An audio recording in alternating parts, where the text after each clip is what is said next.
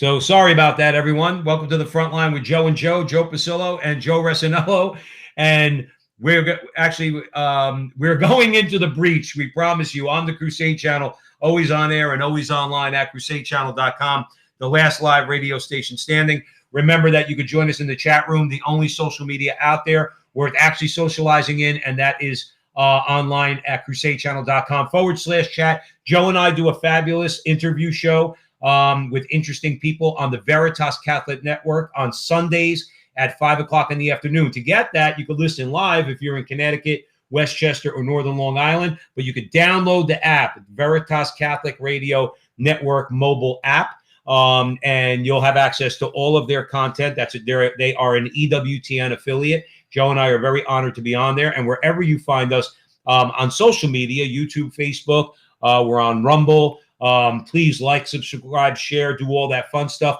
And of course, if you want to support Joe and I, and you want to throw in a few bucks, you could find us on Patreon at patreon.com/the Frontline with Joe and Joe. So Sunday nights we go on social media, and then we're on the Crusade channel on Monday afternoons. So just keep that in mind. And with that, let us continue into the breach. I'm going to hand it over to Joe Resinello. We're going to start with a prayer because all good things start with a prayer, and this is a good thing. In the name of the Father, Son, Holy Spirit, amen. Remember, O most gracious Virgin Mary, never was it known that anyone who sought your help or sought your intercession was left unaided.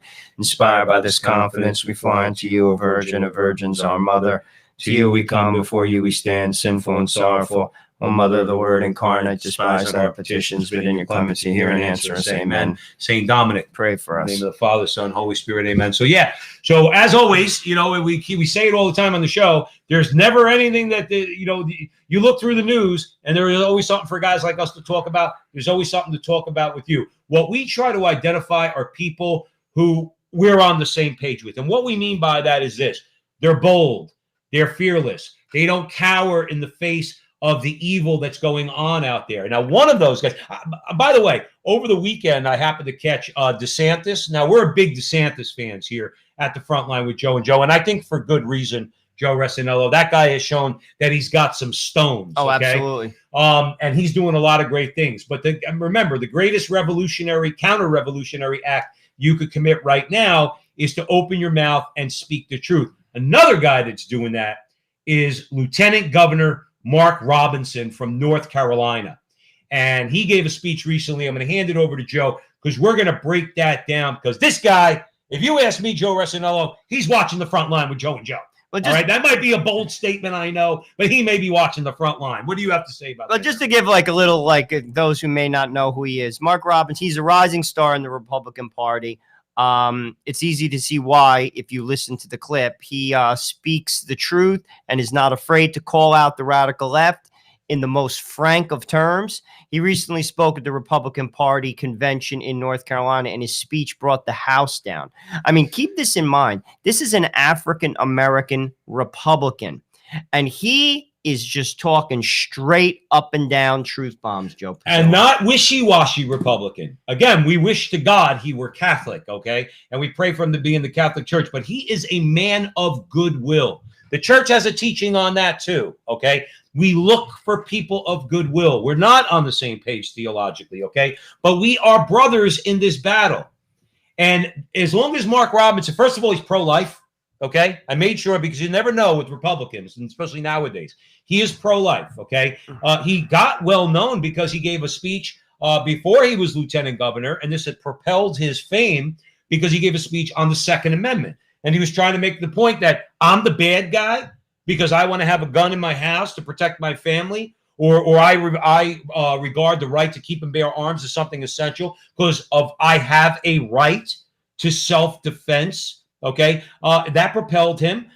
He obviously is an advocate of free speech, because if you look at, let's say, what he's talking about, in other words, he's being bold in his speech, and he ain't afraid to be canceled. And Joe, we're going to break down his speech. Okay, this guy he gets it. He gets it. He is not just fighting the political battle; he's fighting in the culture war. Well, he's also similar to DeSantis. You mentioned DeSantis earlier. I mean, he's just to be honest with you, he's not cowering at all. At all. And this is, I think, what people have to do. They have to go. Listen, I've said this on other shows, and I'm going to say it again.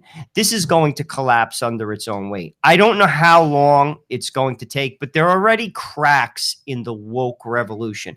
I noted one this week on our social media platform. Recently, the Islanders beat the Bruins in the playoffs in hockey. Well, that's a good thing. Yes, I would agree. A local team beat Boston. But, they're playing in Long Island, and when they sang the national anthem, you couldn't even hear the woman singing it. The crowd was singing it, everyone at the top of their lungs. Keep this in mind. This is Long Island. Now, people might say, well, it's hockey. How many, leftists are in a Listen, you're talking about hockey playoffs. It's not cheap to get that ticket. Mm-hmm. Like, those guys aren't like sanitation workers in Brooklyn. They're not Joe and Joe. No, because the worst seat in the house costs bucks. So these are well-to-do people who are seeing that game. They're spending money. And here's another thing. The whole entire arena was singing the national anthem. And that, to me, is an indicator. You got to look for things like that, indicators. Like I say this all the time. The best political poll is looking out your window. And that, to me, says something, because this is bluer than blue New York. And you see something like that, this is going to collapse. Now, listen, does that mean that the culture is going to change? No. Can I stop you there for Absolutely. a second? But what it does indicate, there are more of us than there are of them. I'm sorry to put it in those terms, Joe Rossinello. We're Catholic men. We wish we didn't have to do that. But they have made it an us or them proposition. They don't want to. They will not compromise on anything, on any corner. When we did our interview several months ago with Tim Gordon, I repeat it all the time on this show. He made a very good point. The left looks at the 2 inches in the room that they didn't get already, and they say, well, why didn't we get that? And then they fight like tooth and nail to go and get that 2 inches. Well, that's what we have to do.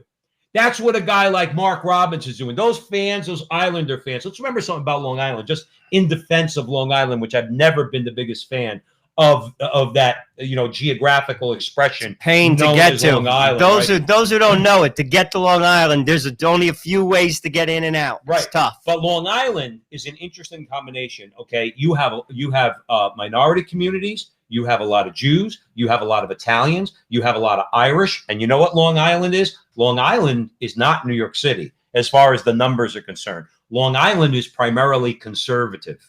Okay, they really are out there. Okay, and again, I don't care if you're talking about necessarily Jews or Catholics or Irish. Of course, there's liberals amongst those groups, but Long Island itself is a conservative place. Okay, if you look like a congressman like Lee Zeldin. Lee Zeldin is a Jewish congressman from Long Island. Lee Zeldin is a Donald Trump supporting congressman. He supports the America First agenda.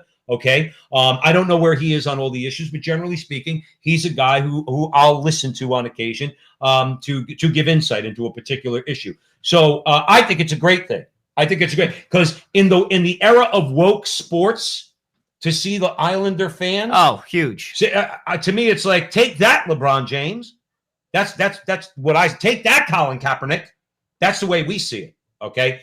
So there are more of us than there are of them. And Lieutenant Governor Mark Robinson, again, African-American conservative Republican, okay? He might actually be a little bit more Republican for my taste than I like because he goes out of his way to say that. But he says it in a more traditional sense of the Republican Party, not what we talk about on the show all the time, which is the rhino version of Republican. He's talking about the party of Lincoln, okay? The party of freedom, the party of equality. So having said that, we look to him as a person of goodwill. He's a brother in this culture war. He's not just fighting the political battle. So let's get into it, Joe, and we're gonna break down his speech a little bit. We're not going to cover the whole thing, but the salient points we want to talk about here, and I'm going to hand it over to Joe, and we'll talk about it. He starts out this way.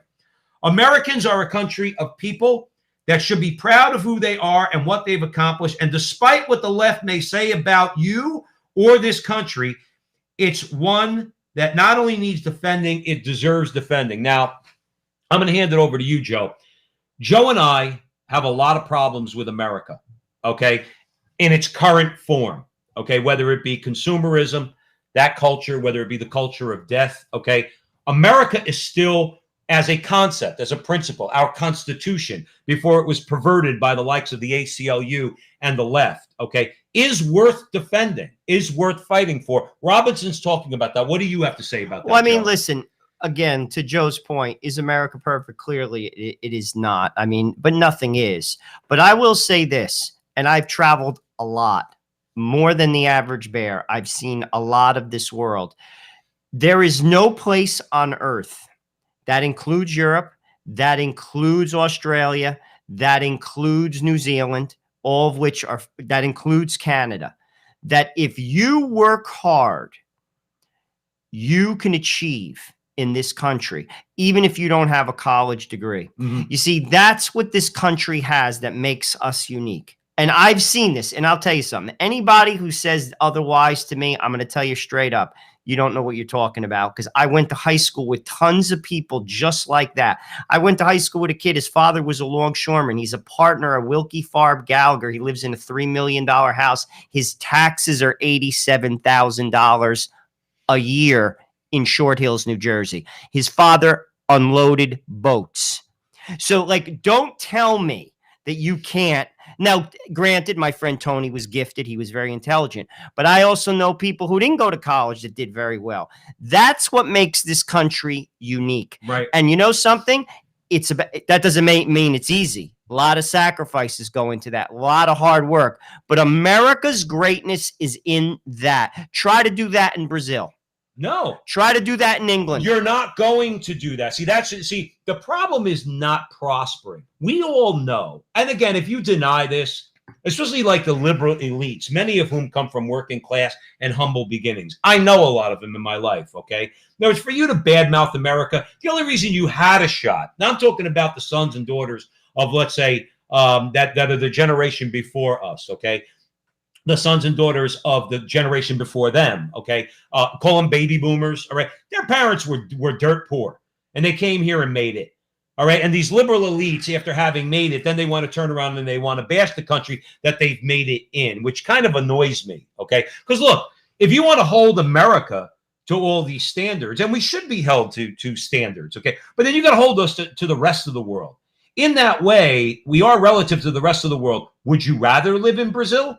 Or would you rather live in a European country where if your father's a garbage collector, you're going to be a garbage collector unless you're completely gifted? So again, America's got its problems. But this idea that America is irredeemable and those who support the Constitution as originally written and how it's supposed to work, okay, with checks and balances in the whole 9 yards, okay, and respect for freedom of speech and religion, all right, and all of that, okay, we're not irredeemable, Hillary. We're not deplorable. And that's what Mark Robinson is pointing out. Let me give you another example, Joe Russell, because you mentioned that naughty word that the left doesn't want to talk about. Self-sacrifice. Self-sacrifice, okay? Here's Robinson. The greatest example that I saw and witnessed it firsthand on television was during 9/11, people running away from the buildings and running away in horror, and he saw policemen and firemen running towards the buildings, okay? Basically running towards their deaths. Joe, if it's something that we say around the kitchen table, okay, but you tell me, I'm tired of cop bashing in this country. Oh, it's ridiculous. I'm tired of it. Because you want to know what? Because I guarantee you a lot of those men and women that ran into the World Trade Center, okay, no matter who they were, whether they were white or black or Latino or Asian or whoever they were that ran into those buildings, nowadays, any one of those cops would be considered a racist by the left. They're considered the enemy of the American people if you listen to Black Lives Matter and Antifa. What do you have to say about it, Joe? Because last time I checked, the people that run into burning buildings, they're a self-sacrificing bunch. Well, okay? It's funny. This past week in my hometown, there was a parade for law enforcement, believe it or not, in the great state of New Jersey. And my daughter's grammar school all attended it, K through 8 and faculty on the street. I was so proud of that, actually. I was proud for my town. I was proud for my daughter's school. She goes to a Catholic school.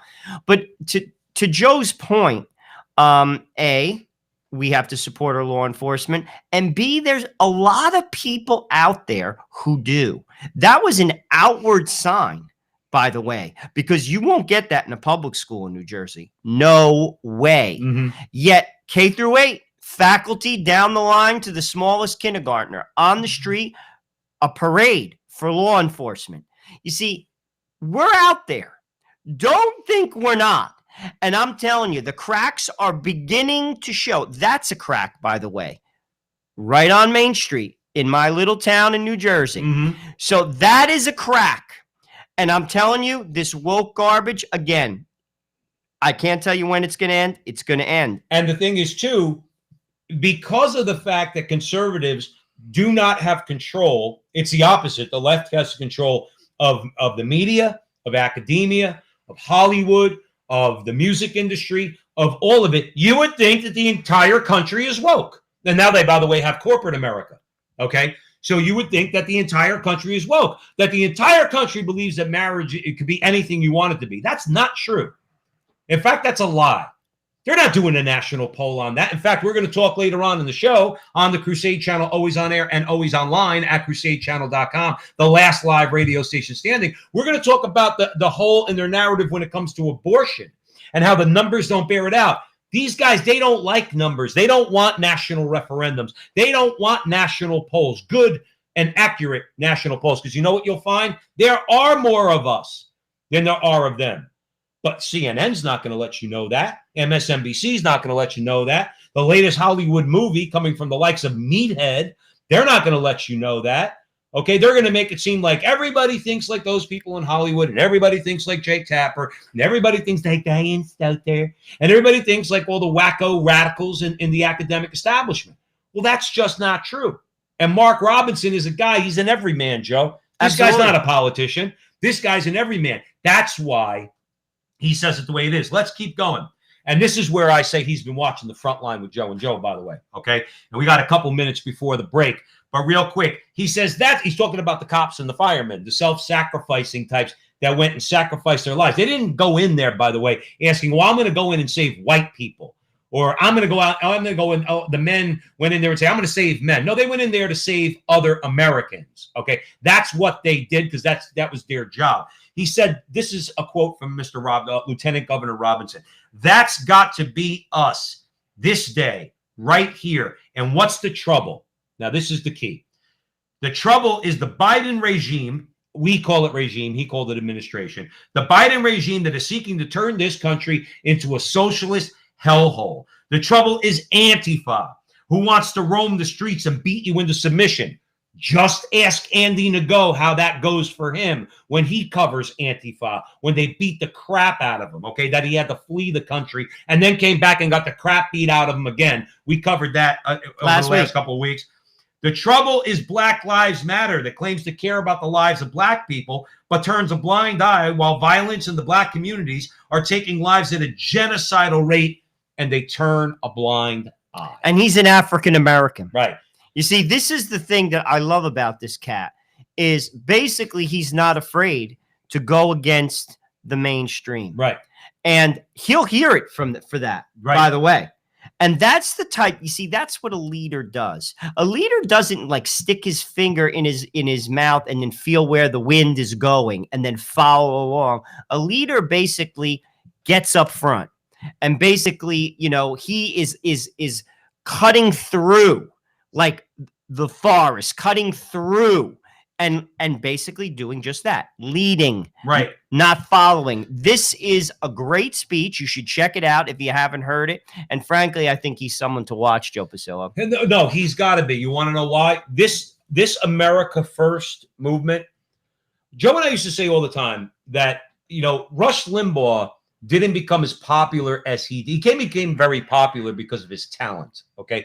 But Rush Limbaugh reflected something that was already going on. That's our view of Donald Trump, okay? Donald Trump became president because Donald Trump, we believe, actually believed in what he was saying and what he stood for. And he reflected the movement in the country and in the world, because we always remind people, Brexit happened 6 months before Trump actually was elected, okay? So they already showed signs and are continuing to show signs of that in Europe, okay? But Mark Robinson is reflecting what we're all talking about.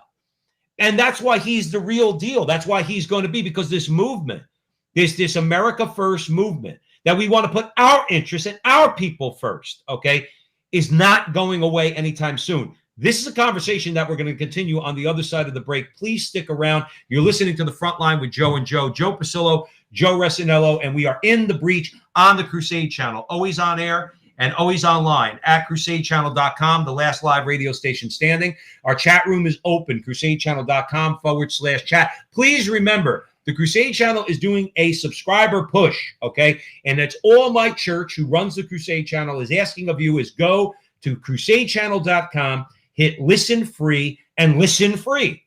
And at the end of listening to all of the lineup on the Crusade Channel, particularly Mike Church, that you will be convinced that you should subscribe. Joe and I both subscribe to the Crusade Channel. Both Joe and I are proud to be on the Crusade Channel. Both Joe and I receive no financial compensation to be here. We're here because it's an important platform and it's worth spreading the word about, okay? So go to crusadechannel.com, try out their free trial subscription. It's going to probably go for about another 60 days or so. And stick around with us. We'll talk to you on the other side of the break.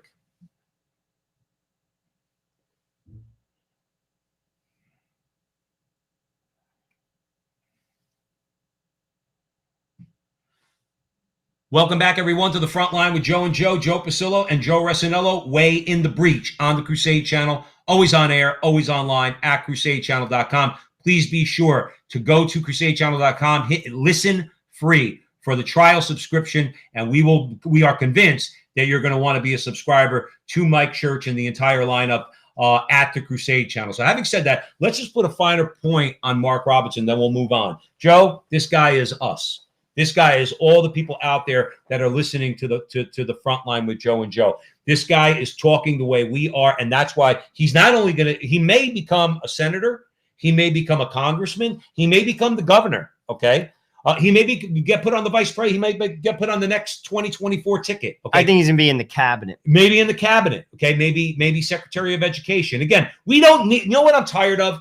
Oh, he's got no experience to be a cabinet. Well, we're going to talk about him in a little bit. We're going to talk about Javier Becerra. How come nobody says anything about the fact that Javier Becerra's got no healthcare experience whatsoever, yet he's the Secretary of Health and Human Services? So you know what? Your argument that, well, he's got no experience, that means nothing, because it means nothing to you. You want an ideologue there. We want somebody who's going to represent our values in the cabinet. This guy is going places, and we need to watch him, okay? Let's like with DeSantis, okay? Maybe DeSantis is a little bit more out there because he's a governor, but nonetheless, these are the people that Joe and I determine, at least right now, are on our side truly, truly. Well, this is an interesting story after, the Robinson thing. And if you haven't listened to it, check it out on YouTube. His basic diatribe at the Republican Party convention in North Carolina. And definitely worth your time. You could go to Gateway Pundit. And Joe and I are working on getting some audio clips and everything to put on the show, okay? But nonetheless, right now, you could go on Twitter or you could go on Gateway Pundit and put in Lieutenant Governor Mark Robinson. And it's a three-minute clip, and you will be impressed.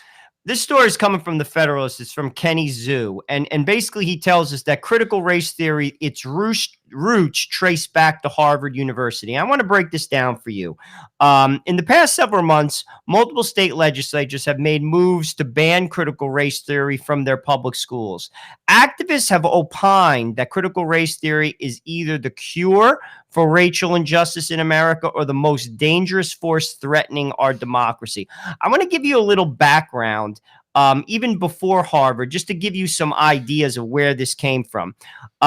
Basically, this was borrowed from an Italian Marxist philosopher, Antonio Gramsci. I'm ashamed that he's Italian. Actually. I am too. It's actually sad. And people should know, just to digress for 1 second, I'm going to hand it back over to Joe. That's why we all need to take a break sometimes from social media and start picking up books. Antonio Gramsci is one of those 20th century characters that all people like us and people of goodwill need to know about. Okay, and Joe's going to give you. We've mentioned him on the show several times. He's had tremendous influence on the radical left over the last 100 years. Okay, and unfortunately, he continues to Well, have actually, that influence. his name, there's a movie in EWTN, A Wolf in Sheep's Clothing, about Saul Alinsky. Right. He's noted in that. If very good documentary, worth your time to check out. Well, anyway, Gramsci penned a theory called cultural hegemony.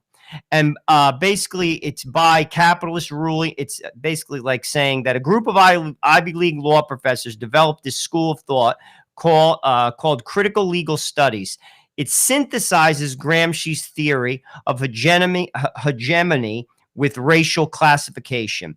The main tenets of the philosophy include that justice is inherently subjective. That's a problem right there, but go ahead. The law is nothing but a political tool, and the system will only ever provide good outcomes only for the wealthy and privileged.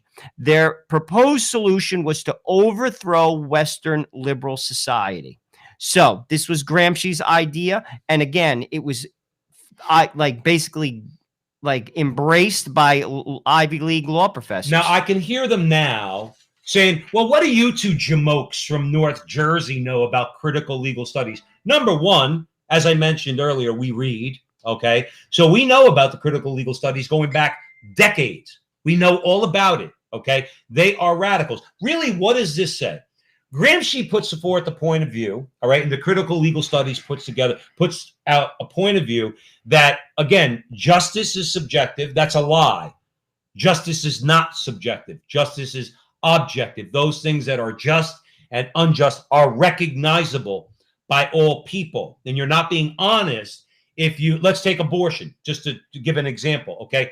It is objectively unjust. You are doing something to someone that they do not deserve. There is no justice in it whatsoever. So no, justice is not subjective. And this idea that the capitalist ruling class manipulates the idea of what's just and unjust through the laws and manipulates the laws to keep themselves in wealth and privilege, okay? Now, it's not going to come as a shock to any of you out there listening to Joe and Joe on the Crusade Channel, always on air and always online at crusadechannel.com, that the wealthy and the powerful seek to manipulate the system for their own benefit. We believe that. And they do. But that's not systematic. That's something that can be defeated by people standing up to them. Okay? Joe and I are not living under some false consciousness that we think that the law, we delude ourselves into believing that the law protects us. No, the law does protect us. You have to fight to have those in power to make sure that the laws protect you. But nonetheless, the laws do. And justice is objective. But what do they really do here, Joe Resinello? How does this translate into critical race theory? Those who propose critical race theory are basically doing a tit for tat. Well, you did it to us. Now we're going to do it to you. Because what you think is unjust, we think is just. Reparations, for an example. We think reparations are unjust. You're not due a check because your great-grandmother was a slave. Doesn't mean you get a check for $300,000. Sorry, that's not just. You don't deserve it, okay? If your great-grandmother was still alive, maybe she gets it, okay? But you don't get it. So it's unjust, but they have to make justice seem subjective so that they can peddle that notion. And then what do? They use the law to benefit them.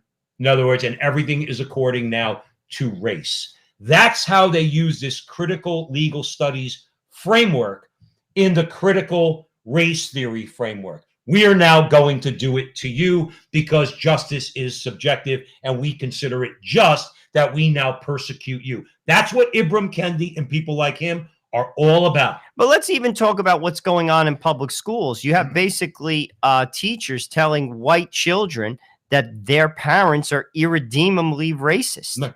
You see discrimination against Asian Americans in college administrations to force racial equality. You see critical theory in practice. You see that's critical theory in practice right now. We've covered this on our show numerous times in blue states. And parents, frankly, are starting to push back a little bit. Right. I mean, I'll be truthful with you. I find it very insulting that someone could say to me, just because of the color of my skin, that I'm a racist. Right. I mean, gosh, that is crazy. And you're going to tell my kids this in public school? And then expect you not to have anything to say about it. That's the most nefarious one. There's a bunch of videos, by the way. Some of these moms are really stepping up, by the way. kudos to these moms. Okay, of course they're going to be called racist. Okay, of course. I don't even they're know, gonna be but called in racist. all honesty, and objectively speaking, I don't even know how you can call them racist. Well, if Like, you're immigrant Kendi, no, you're but gonna call but anybody I racist. actually think standing like, listen, just because I'm white, I'm a racist. Yeah. My family wasn't even in this country when slavery existed. We weren't even here. And I mean, I'll be honest with you. Like, my father was a barber. What did I do to you?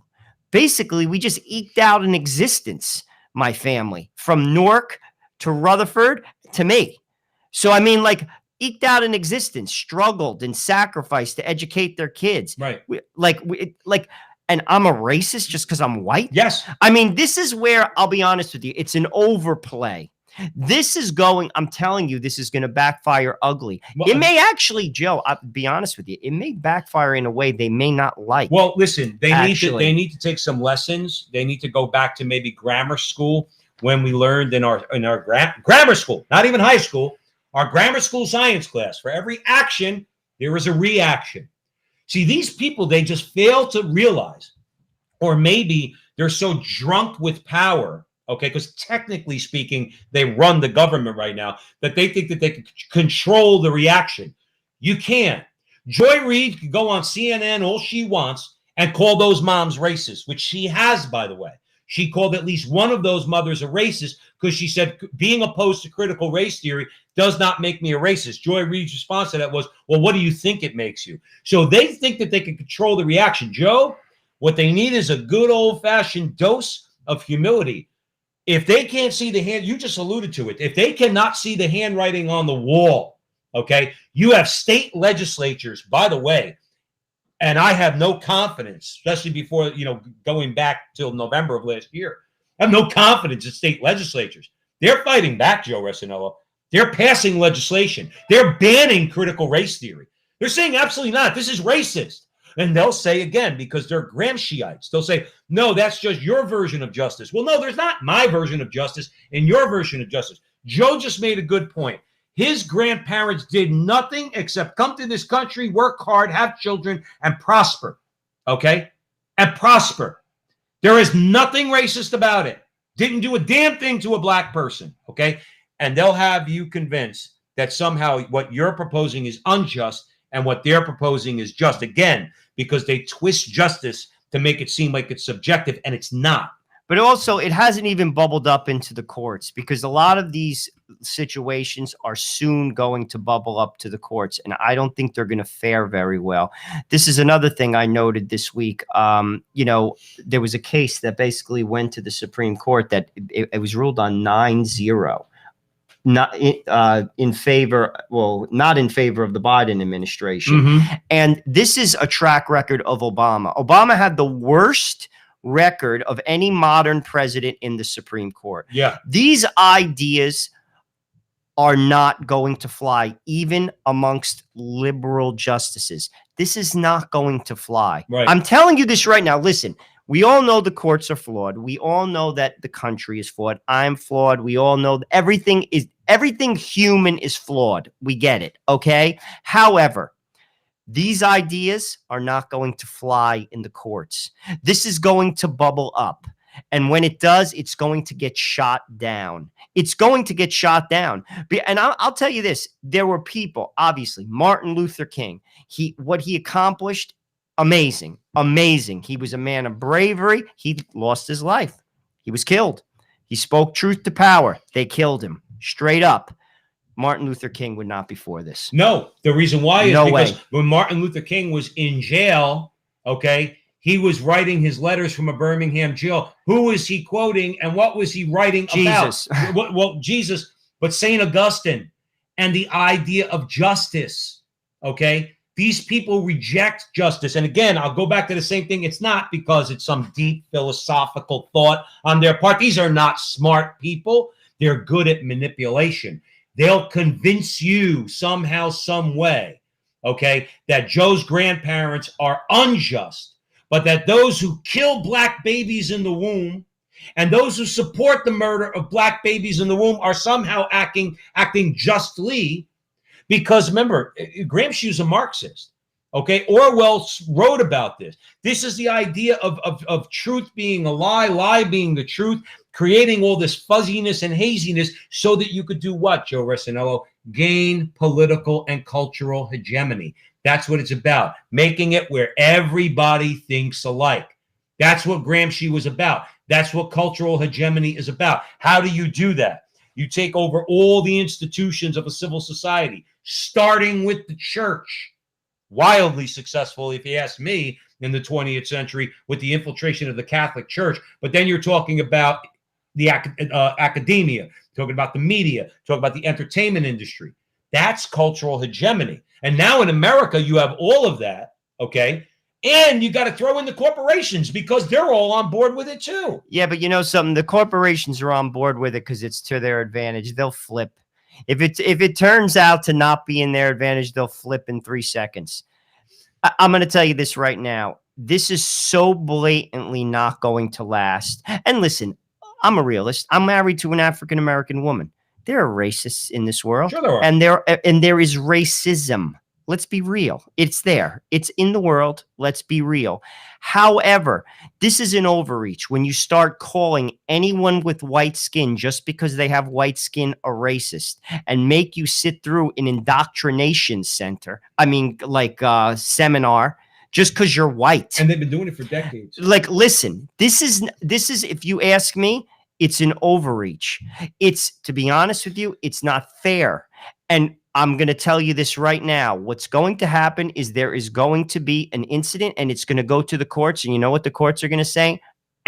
Wrong. Right. Wrong. Because you watch, mark my words. I think you're exactly right, Joe Arsenault, because at the end of the day, it is demonstrable, objectively demonstrable, that critical race theory is a racist theory. It says that somehow, some way, you're privileged simply because of the color of your skin. And that is a lie. That is a blatant lie. History doesn't prove that at all. That somehow, some way, that Joe works in a bank, okay, is not addicted to drugs, doesn't live on the streets of New York simply because of the color of his skin. And that's what critical race theory proposes. They also propose that if you oppose critical race theory, you're a racist. Well, the word is, I mean, how nefarious is that? The thing that's interesting is the word racist used to have a very negative connotation to it. It's losing that because it's thrown around. To be honest with you, if you are a person truly fighting for equality amongst the racists, I would be against this. And I'm going to tell you why, because the word is getting used too much. It's losing its meaning. It really is, if you ask me. And this is, I think, an overreach, and it will collapse. I'm telling you this right now. I actually think it's going to hurt equality amongst the races in the long run. Well, doesn't it sow division? What? Let me ask you something. There's no question. I have never seen in my life, I didn't live through the 60s. I have never seen like issues like now. No. Ever in my entire life. And those who say they want to unify this country are the ones that propose this crap, and it's doing nothing but dividing us. It's actually trying to convince people that if you see someone who has white skin, okay, that person is a racist and they are your enemy. How could you possibly make such a statement? And Joe, here's the problem. You got to pay $80,000 a year to go to Harvard. But this is what we're sending our parents all the time. I want my son and my daughter to go to Harvard. I don't want my kid to go to Harvard. I'm not saying no, but I mean just people like us. Okay. You're going to spend 80, 85, 90 grand a year to send your kid to Harvard so they can learn this crap? Really? Like you really think that your child, because you get, well, my kid's going to become a doctor, so they're going to take pre-med. Harvard's going to force them to take critical legal studies at some point. They're going to force them to learn, I use that word very loosely, learn about what critical race theory actually is. They're going to force kids to sit through that. You're paying Harvard? You should be banging down their doors. Benjamin Franklin put it like this. He said, it takes many good deeds to build a good reputation, but only one bad one to lose it. Harvard doesn't have one bad deed. Harvard's been pulling this nonsense and the rest of the Ivy League for a very long time. But particularly, I remember when my brother was in school in the 80s, my brother went to Yale. And my brother was the first person who ever told me about the critical legal studies department at Harvard. They're communists. That's what they are. Stop looking at these people like they're interested in racial equality or unification or unity or anything like that. They're communists. What are communists? At the end of the day, they're evil criminals. And what do you have to do to perpetrate evil, Joe Resinello? If you're just trying to destroy a culture, you have to divide. It's an age-old military tactic, and the devil knows it very, very well. Divide and conquer. We've all heard it. You have to divide people. And then they're easy. They hate the fact that Joe and Joe are talking about Lieutenant Governor Mark Robinson, who's an African American. Okay, we're like this with that guy in this culture war. He's our brother in this culture war. They can't stand that. He's supposed to hate us, Joe Resinello, and we're supposed to hate him. Why do we let them get away with it? Why does Harvard get $1 billion a year of our tax money? Could somebody explain that to me, Joe? Please. Harvard is nothing but an unregulated hedge fund that basically pumps garbage into kids' heads. I never heard that. I never heard, but they are an unregulated hedge fund. Nothing. Do you know their endowments just grow and grow and grow? The largest endowment, just so you know, we'll be honest, is the Catholic Church. The Catholic Church has the largest endowment in the world. Do you know what the second largest endowment in the world is? Harvard University. Yeah. Harvard University. Billions and billions of dollars. Untaxed. Why are they getting $1 billion a year in the name of research and development of our tax dollars when gifted kids, generally you have to be a real smart kid, okay, to go to those schools to pay over $80,000 a year, okay? Why are they getting $1 billion? How on earth are you going to justify that as a federal government giving the second largest endowment in the world more of our money for them to then turn around and call us racist? How much longer do we put up with this stuff? How much longer do we just let them go on? Because they're the smart people, Joe Resinello. We're just the rubes, okay? We sit around our kitchen tables and complain and go and work our 9 to 5s and put on our white-collared shirt or blue-collared shirt. It doesn't matter. And they make sure that we have nothing to say. And what they hate about the Frontline with Joe and Joe, what they hate about the Crusade Channel, what they hate about Lieutenant Governor Mark Robinson, what they hate about DeSantis, what they hate about Donald Trump, what they hate about all of us is we're looking at them saying, you're screwed, creepo. We know your game. We've known your game. And now we're fighting back. Now you better watch your butt.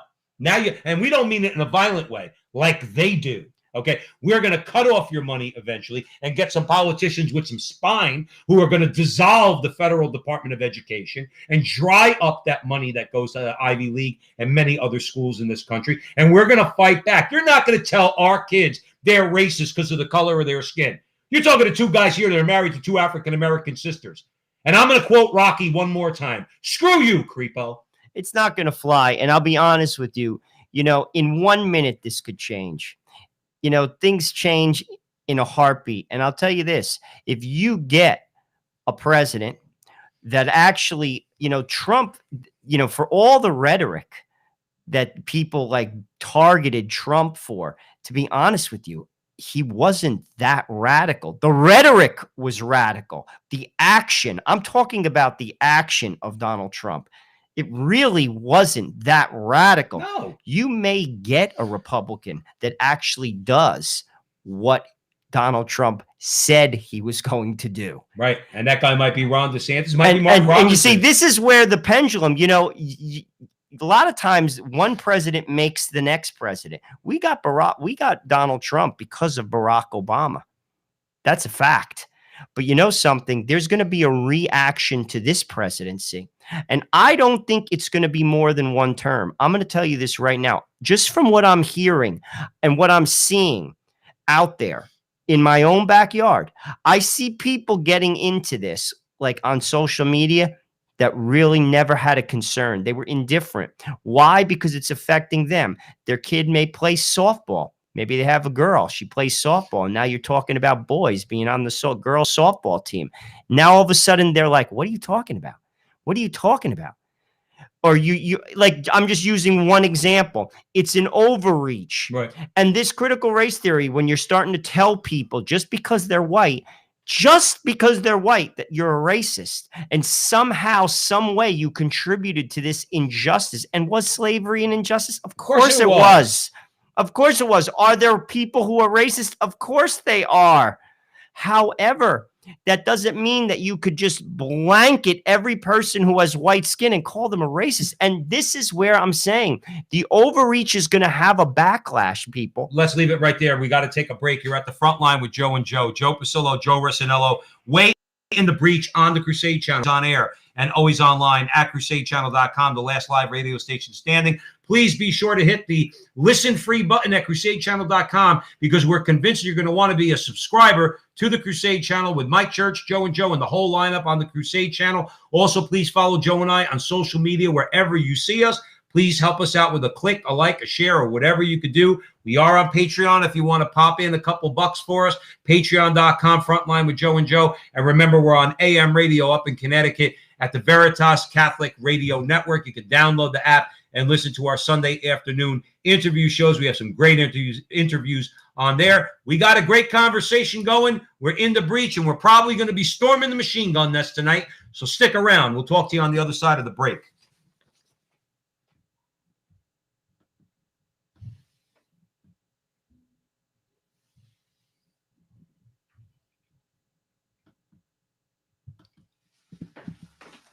Welcome back, everyone, to the front line with Joe and Joe. Joe Pasillo and Joe Rossinello in the breach on the Crusade Channel.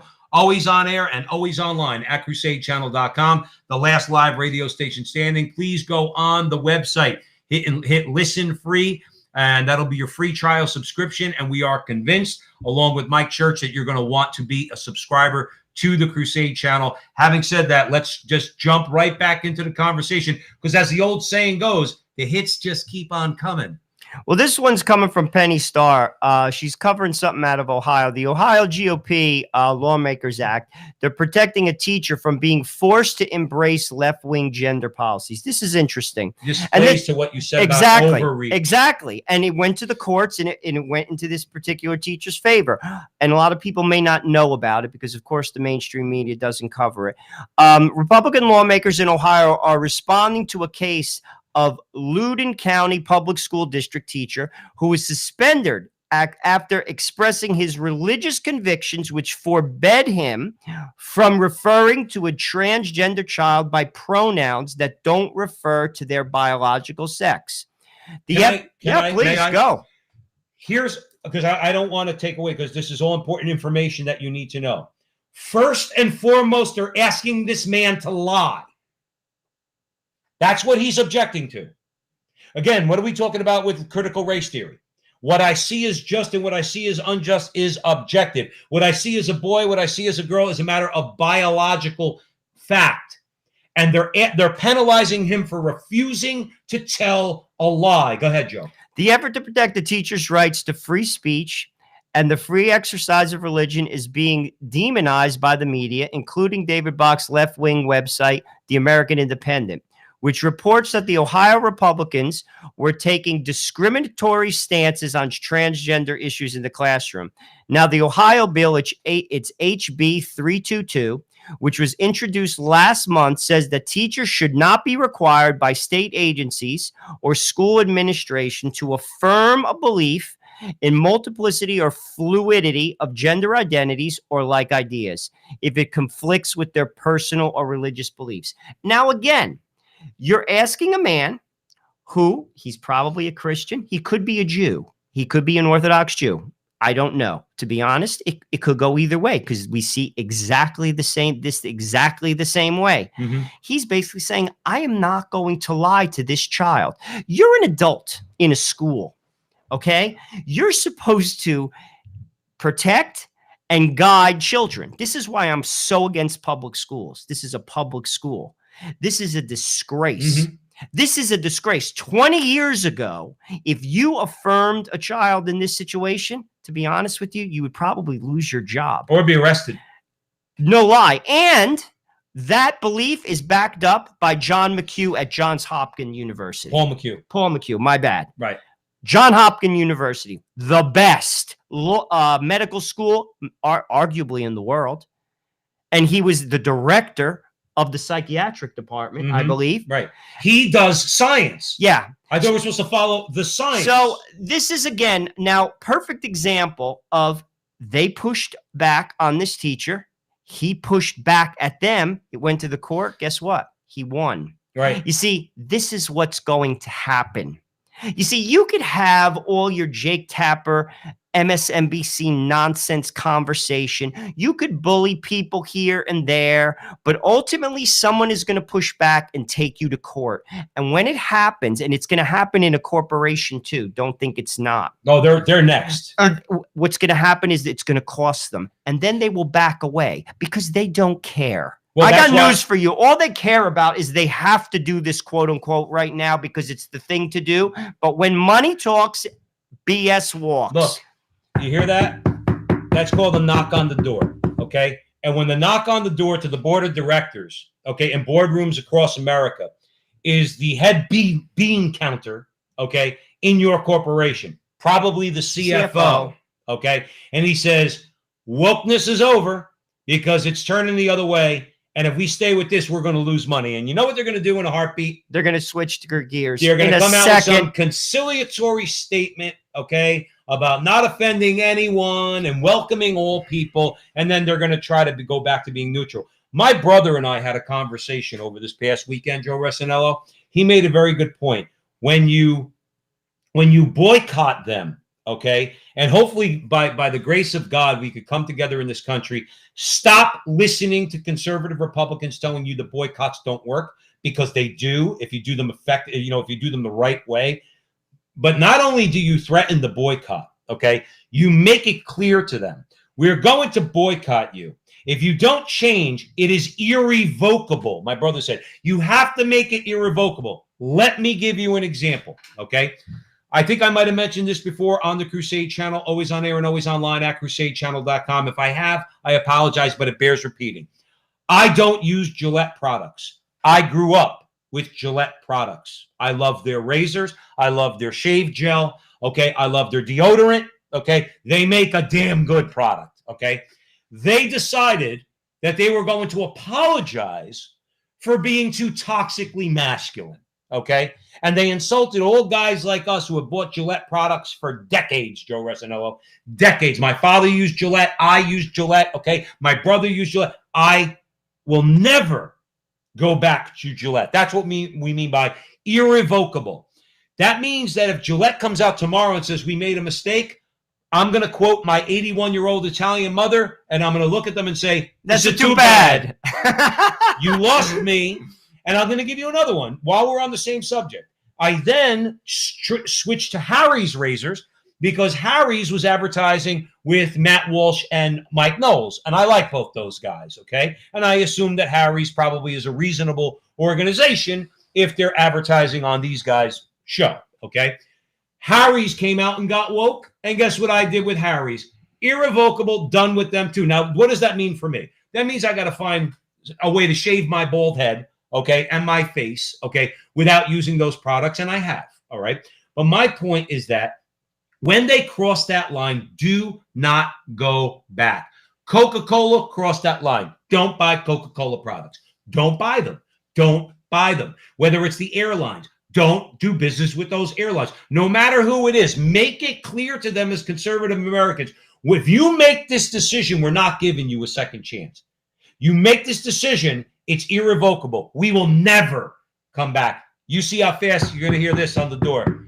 If we did it in numbers, Joe. If we did it in numbers. And I'm all for financial boycotts, but what I'm just saying is this. I believe that the courts will speak on all of these issues. It just takes a case. And there's going to be a number of them. People are going to sue. Another perfect example. There was a case recently in Georgia where a gentleman, he was from Africa. He wasn't African-American. He was actually an African immigrant who was in Georgia and wanted to use his free speech to discuss Christianity in the public square. And this particular Georgia college said, you can't do it. You have to do it in this area. And he complied. And then he went to that area and they shut him down. And guess what he did? He pushed back. And guess what happened? The courts ruled in his favor. Real quick, though. I know you're going to love this, but real quick. But you know who didn't write an opinion in his favor? Chief Justice John Roberts. I don't know what the libs did. I've forgotten the case, but the dude won the case. Okay, But John Roberts basically said, like the coward that he is, yeah, but this happened while he was there. He's no longer there, so it doesn't matter what we say. You see how cowardly John Roberts is? No, but you're supposed to set a precedent, Chief Justice Roberts, that this can't happen to another kid. And what does he do? He kicked, but that kid won. You're right. And I'm going to tell you this. That's just another example, like we just talked about the example in Ohio. This is not going to fly in the courts. It's not. I'm telling you right now, I didn't go to law school. You watch. You watch, because you're basically pushing the envelope. And again, it doesn't matter what MSNBC says. It doesn't matter what you say. It matters when someone pushes back and you get a big time lawyer, and guess what? You're going to pay up. That's right. You're going to pay up. And that is what's going to happen. And it's going to change the dial, because the second, as Joe said, and he's 100% right, that corporations start losing money because of lawsuits that are filed. Like, for instance, I'll give you a perfect example. I am Catholic, and I am in lockstep with my Jewish brothers and sisters on traditional marriage. I'm sorry. I believe in marriage. It's between a man and a woman. If I say that publicly at work, I can get fired. And I'm going to tell you this. If I do, you know what I'm going to say? See you in court. Because I am Catholic, and that's part of my faith. And every Orthodox Jew that works in this company, they believe the same thing. So you might as well fire them too. And we're going to sue you. And now let's stay on that a second. They'll turn around and they'll say, okay, that's what you believe, but you have no right to say that at work. Okay, Why? But wait, real quick. Okay, I would say in that case, no problem. But then those advocating for same-sex, so-called same-sex unions, those advocating for transgenderism, they can't let their opinions be known either. They can't let their beliefs known. If the conversation is not to be had at work, in the workplace, then nobody can have the conversation. Then if my beliefs get stifled as a Catholic, your belief as a secularist, an atheist, whatever you are, okay, you don't get to say what you want either. So that will be the quandary that corporations will be in, because guess what? If they want to be neutral, they have to say to the homosexual around the water cooler, you can't make that statement that you're okay with same-sex marriage. You can't either, Joe Resinello. You can't make your statement known or belief known, but they can't either. I wonder if corporations would be going down or be willing to go down that path, because you have to stifle all speech. Then if they were smart, they would have stayed neutral. You see, if I was on the board or if I was a CEO, I want nothing to do with this. And because I'm going to tell you why. I'm going to make you another prediction. Eventually, you will get a conservative president. It may not be even, I can't predict the future, 2024, but say Joe Biden wins quote unquote wins again. I don't know. I can't predict the future. I don't think he's going to. But eventually you're going to get a conservative president, because you were so vocal, big tech, because you were so vocal, they're going to break you up. Well, look at what's happening. They're going to come after you. Joe, you've been saying for months, Joe's been saying that all of these, look, they didn't do anything as far as Rudy Giuliani and Trump and anything with all the claims that they were making during the election. But every single one of these states where there were, let's just call them issues, they're all being worked out right now. All right. Why are these people being demonized? For the reason that Joe Resinello just said, because big tech is on them saying you need to discredit these audits in Arizona and places like that, in Georgia, you need to discredit them, because if these people gain power, these Ted Cruzes of the world, the Rand Pauls of the world, the Hawleys of the world, you know what? They're going to force us into a corner. And you know what we're going to have to do? We're going to have to really open up YouTube and open up Facebook. We're not going to be able to censor anybody, and we're not going to be your ally. Why do you think they're going after these states to straighten things out? You want to know why? Because they're going to get effing trounced. And that's why they should have stayed out of it. They should have stayed out of it. They're interested in making money. They should have saw the handwriting on the wall. If they were interested in their original mission statement, which was to be an open platform, they should have backed out and said they wanted to get woke and they wanted to exert political power and cultural influence in America. Now, again, like I said earlier, Joe Resinello, for every action, there's a reaction. They're not going to win on this election front. These state legislatures are going to short things up. And in 2022, Joe, I wouldn't want to be a Democrat in 2022. They're going to get crushed. And 2024, if all these things straighten out, unless he does something that's radically stupid, Ron DeSantis is going to be president of the United States.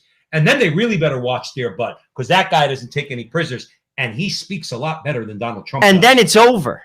You see, again, is everything, are we going to be like perfect? No, he's not the solution. Jesus Christ is the solution. Let me preface that. But my point is, they stuck their neck out on the line, and it's going to get chopped off.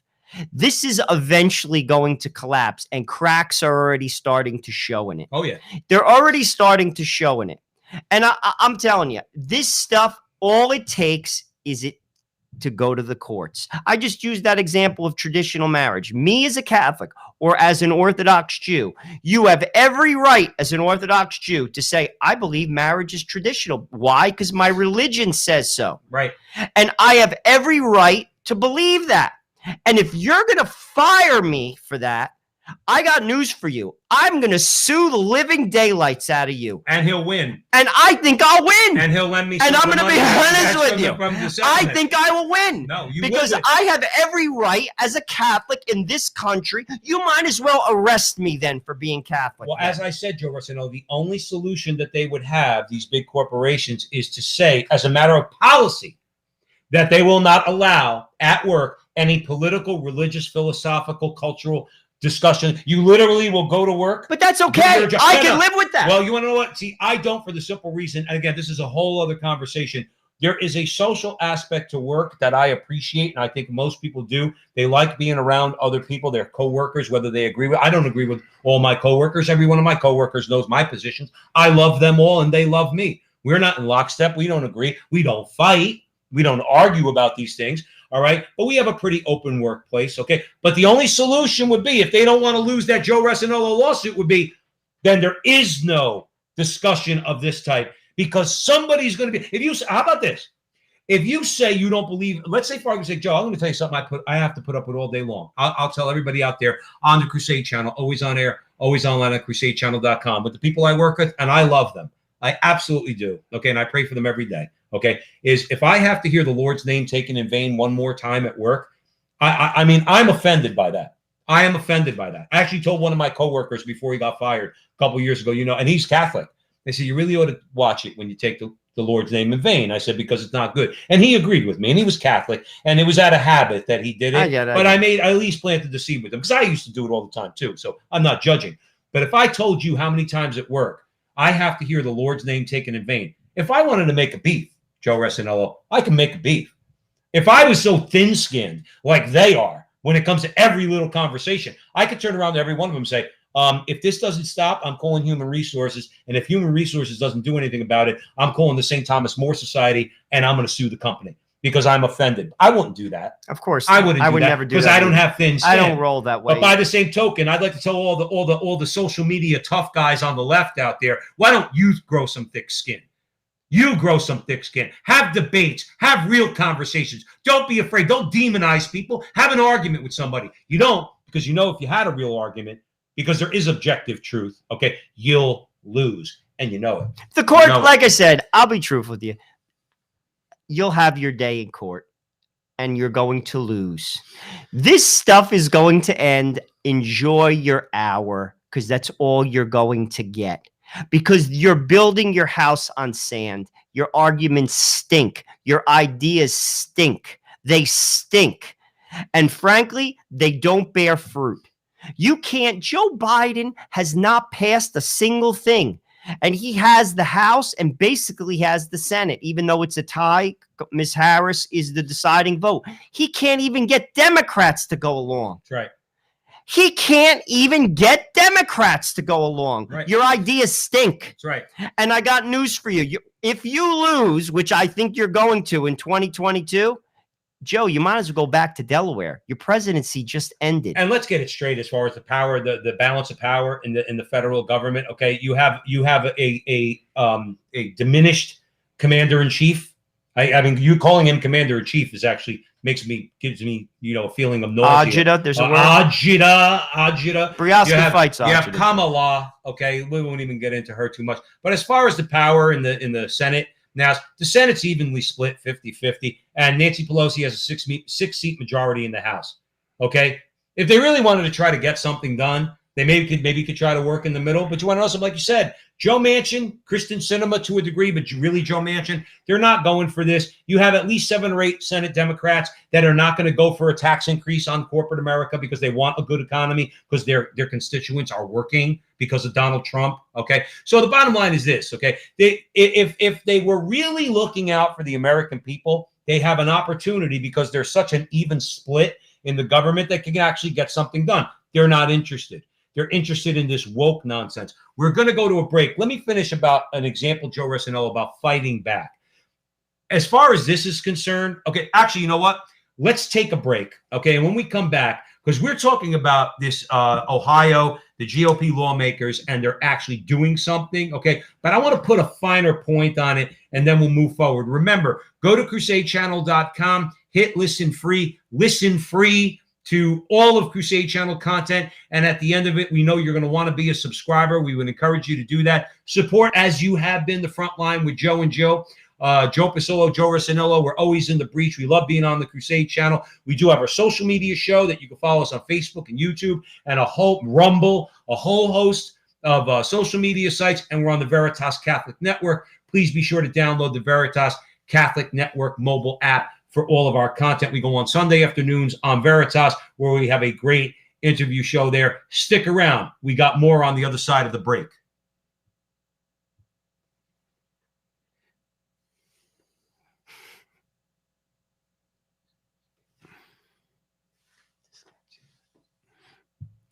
Welcome back, everyone, to the Frontline with Joe and Joe. Joe Pasillo, Joe Rossinello. Let's jump back right into it. I want to make a larger point, and then we're going to move on to our next story, okay? There's one thing about protecting this teacher, Joe, okay? But then here's where the Ohio legislature, they might be listening to the Frontline with Joe and Joe. I don't know. They should be, okay? They might be listening to the Frontline because they went further. You see, you got to remember something. Don't fight. Jack Tatum, remember the cornerback for the Ravens? Sure. Jack Tatum was a nasty guy. He wrote a book called They Call Me the Assassin, okay? And Jack Tatum is a local guy. He went to Patterson Eastside High School, okay? He went to Ohio State, which was known for its defense. Jack Tatum used to say the way he was taught at Ohio State, the way they were all taught to hit and tackle at Ohio State was you don't hit the opposing player at the point of contact. That's not your goal. Your goal is 10 yards beyond him. In other words, you want to knock him on his butt. You want to make him feel it. So you go through the point of contact. That's how you really make you have somebody, let's say, like a running back who gets a little nervous when they see you coming. You have to hit through the target, okay? That's football tackling 101. Jack Tatum pointed that out in his book. Well, guess what? The Ohio legislature, I think they might have taken lessons from Ohio State because they went further. They went through the target, and God bless them. I want to read it to you, and then we're going to move on. This is what Joe and I call fighting back. Okay, quote, this is in the legislation, by the way.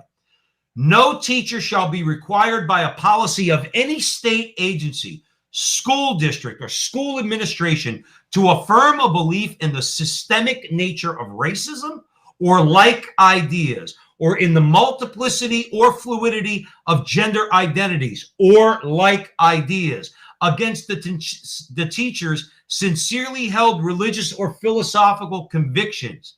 If a student, now here's the fighting or the hitting through the target, okay? If a student completes a course that includes any of these concepts described in the bill, that course shall not count towards the requirements for high school graduation. You know what that means? Mothers and fathers are going to say, why are you taking that class? It doesn't count for your credits. You're not taking that class. That's what they're saying. You want to take that class? Go ahead. Doesn't count towards your graduation. Doesn't count towards the amount of credits you need to graduate high school in the state of Ohio.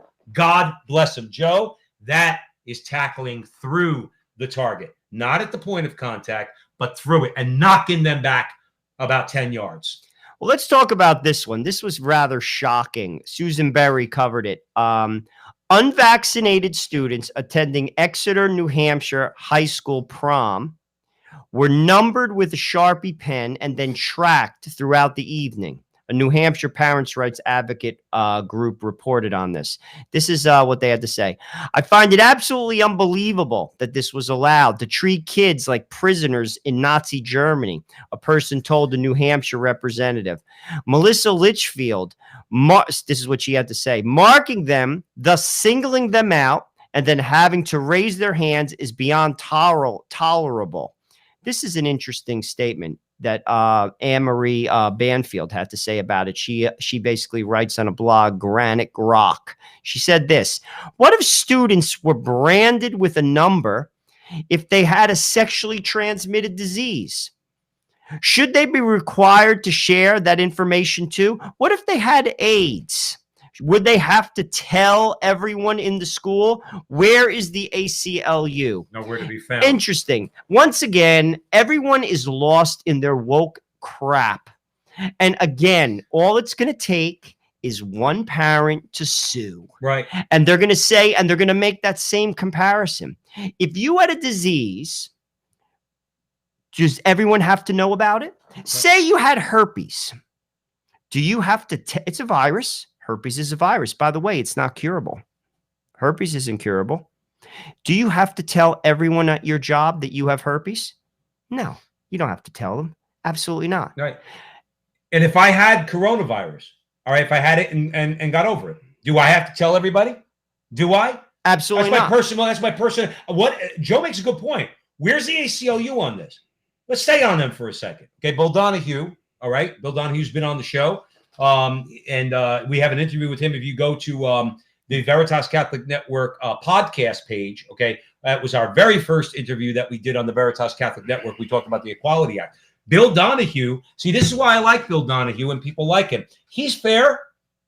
He's not just an ACLU basher, okay? He says there's been many times in the history of the ACLU where they actually were fighting for people's rights. They actually cared about civil liberties. They actually defended your right to free speech. They actually defended your right to privacy. Joe just made a good point, alluding to what Ms. Banfield said. So I'm supposed to then give you all of my personal medical information. You're going to mark me with a Sharpie at a prom? And every 3 dances, I have to hold up my arm and show you the mark that you made on me? Are you kidding me? This is America. Where is the ACLU to swoop in and say, no, you're violating these kids' constitutional right to privacy? They don't have to tell you whether or not they've gotten the vaccine. Who the hell are you? And you make a good point, Joe. Well, AIDS is a public health concern. Absolutely. You promote sexual liberation. How about amongst herpes? these kids. Herpes, all sexually transmitted diseases. You promote sexual liberation for all these kids. Is the girl who's looking to go out and hook up, is she supposed to tell the guy? In other words, I do have HIV. In other words, are you going to force them to do that? Well, they should, morally speaking. Okay. First of all, they shouldn't be doing that, but leaving that aside. All right. You would say that, in other words, that no, that person has a right to privacy. At least I don't have to broadcast that publicly. Why do I have to broadcast whether or not I've gotten a vaccine? That's none of your effing business. And I'm going to be honest with you. This is another case that's going to go to the courts. Don't think it's not, because all it takes is one person to push the issue. Like we just noted on the other side of the break, that gentleman in that college in Georgia who wanted to basically have a discussion about his Christianity in the public square. They refused him. He took them to court. He won. It's going to go to court. And I got news for you. I actually think you're going to lose.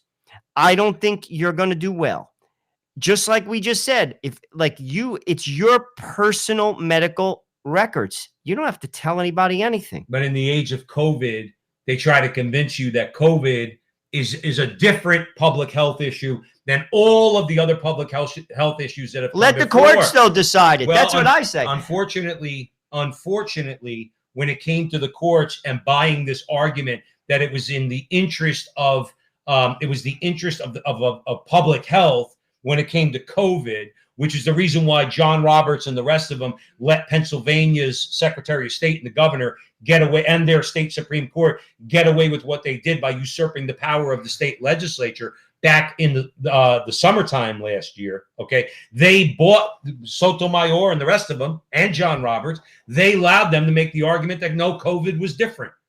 And therefore, you could usurp the power of the state legislature. And something tells me, even though I think COVID is waning now, at least in the public consciousness, I know in New York City, in restaurants, masks are voluntary. Okay, there's no more contact tracing. All right, masks so also in New Jersey, you don't have to wear a mask. You don't have to wear a anymore. mask. I went into Stop and Shop the other day, and I asked the dude, "Do I have to wear a mask?" He goes, "No, it's voluntary." So COVID is waning, but nonetheless, when the next one comes around, or whatever the case might be, so they're going to try to make it seem like COVID is different, which means, and again, I agree with you. Hopefully, the courts, Joe, would work it out, but I don't trust them because the people that are not defending these kids against being marked up with a Sharpie would say, well, it's in the interest of public health because of COVID. Well, that shouldn't be a good argument.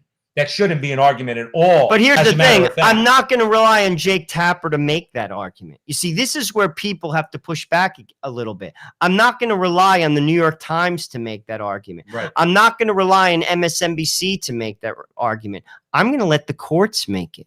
You see, people, again, have to push back a little bit and basically say, listen, this is my business. It's my business. Mm-hmm. It's not your business. And if you want to make it my business, take me to court. And here's another thing. You may win. And if you may win, it costs you money. It's going to cost you money. Right.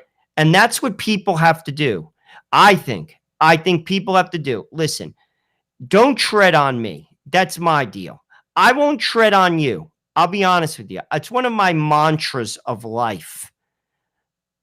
I don't impose myself on anyone. Christ didn't impose himself. He proposed a better way. You either choose it or you don't. Mm-hmm. Here's the deal. There's consequences if you don't. Well, I'll tell you what. I'll stay in my lane. Just stay out of mine. That's all I ask. And by the way, because I can hear it now, Joe Rossinello, I can hear the response. Well, then why don't you back off on abortion? Because abortion's baby killing, and you're not allowed to murder, okay? You're not allowed to murder. You want to be sexually liberated? Like Joe said, we'll preach to you, but if you don't want to hear it, you're going to go out and do what you want. You can't kill your baby, and you can't make us pay for it, even if the state tells you you can kill your baby, okay? That's number one. So that's one of the consequences you have to deal with. The other one is I'm not paying for your contraception. You go out and pay for it. You want to go out and get laid? You pay for your own contraception. Costs $5 at the local gas station. Okay? So don't give us that stuff that we have to pay for your contraception. And as far as gay marriage is concerned, you can't redefine something to be something you want it to be when it's not. So yeah, if you want to consider those impositions, you could consider them impositions. But outside of that, stay in your lane and back the hell off of us. Love it. And I'll be honest with you, we'll see. Listen, the courts are flawed. We all know that. They don't get it right all the time. I'm making a prediction. You overplayed your hand. And a lot of these issues, when they bubble up to the court, you're not going to do well. I'm never a fan of time passing by too quickly, okay? Because time always seems to pass by too quickly. I can't wait.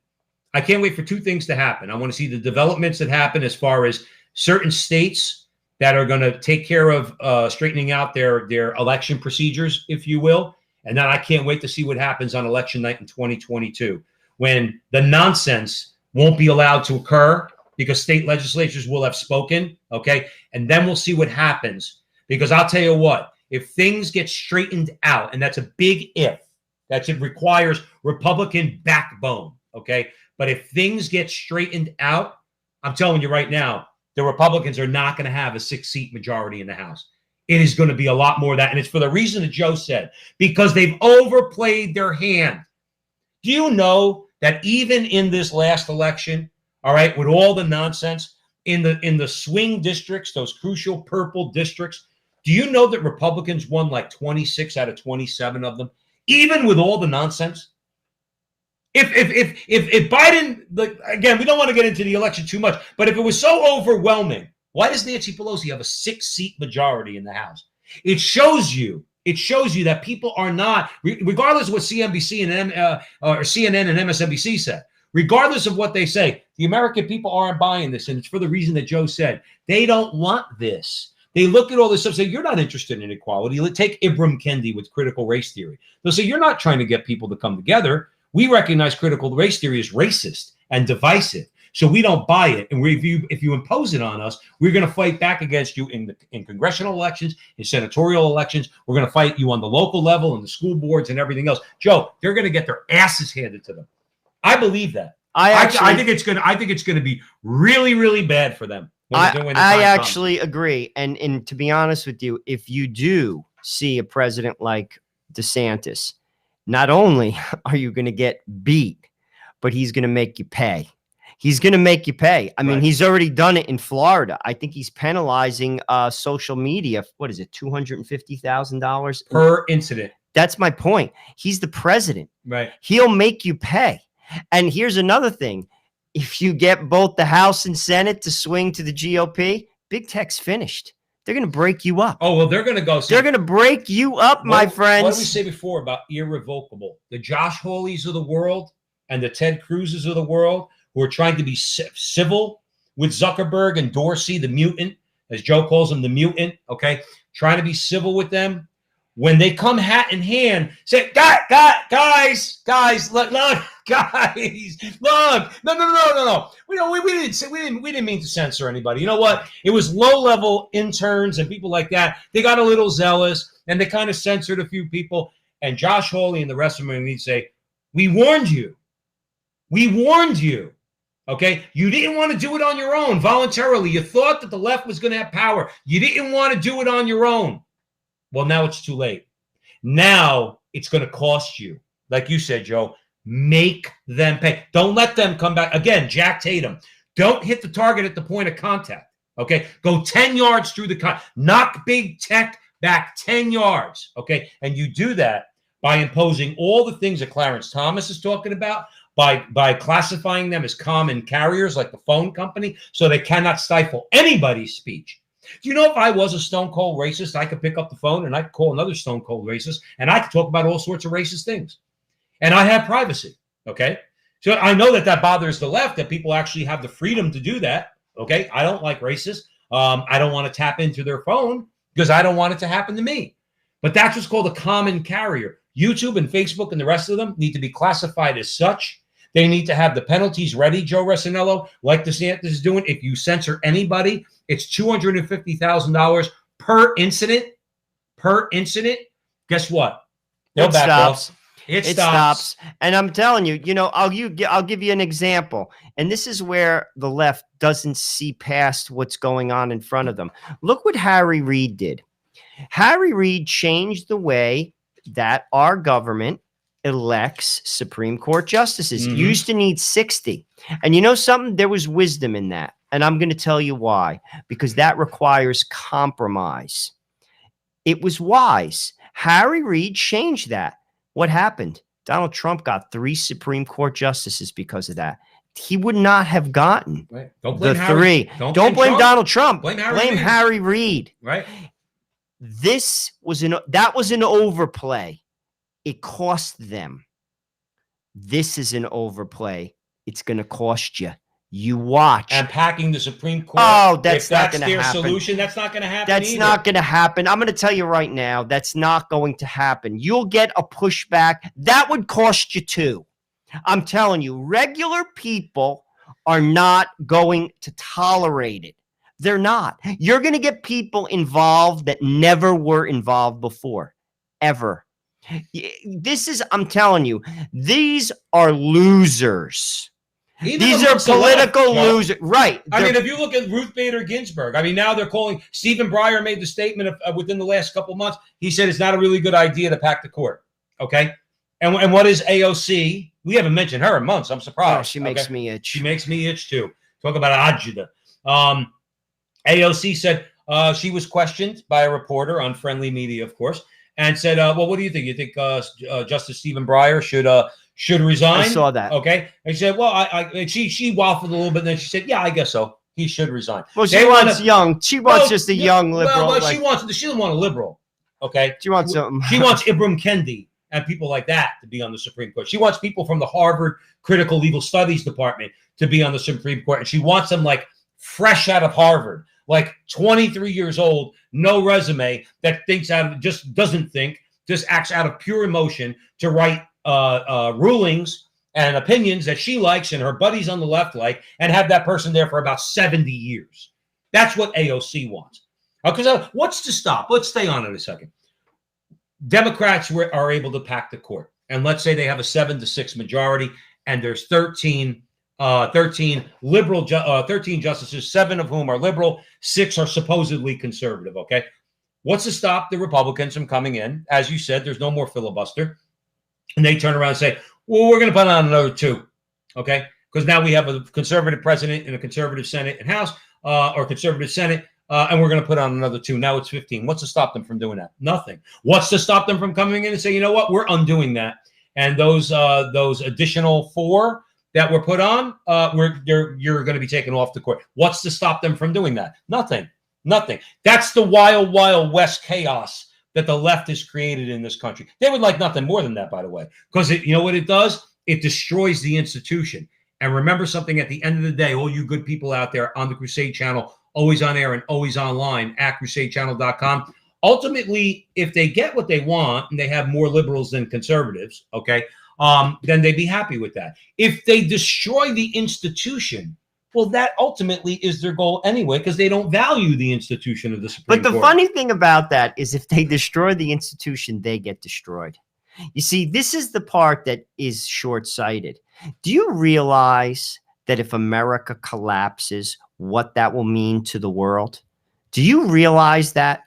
Do you think the only people that'll be insulated are people that are uber rich? It does uber rich. Everyone else gets destroyed, because that's how it is in a lot of countries. I'm telling you this. That's how it is in South America. The country is a basket case. Those countries are political basket cases. The rich are insulated, and 85% of the population is basically eating dirt. That's what will happen. It won't matter whether you're a Republican or a Democrat. It'll matter if you're uber rich or not, and it'll affect everyone. Like, this is where, like, people who want these, like, you get the radical Bernie Sanders, and by the way, 35% of the Democratic Party backed Bernie Sanders. Oh my gosh, I don't want to live in that country. No.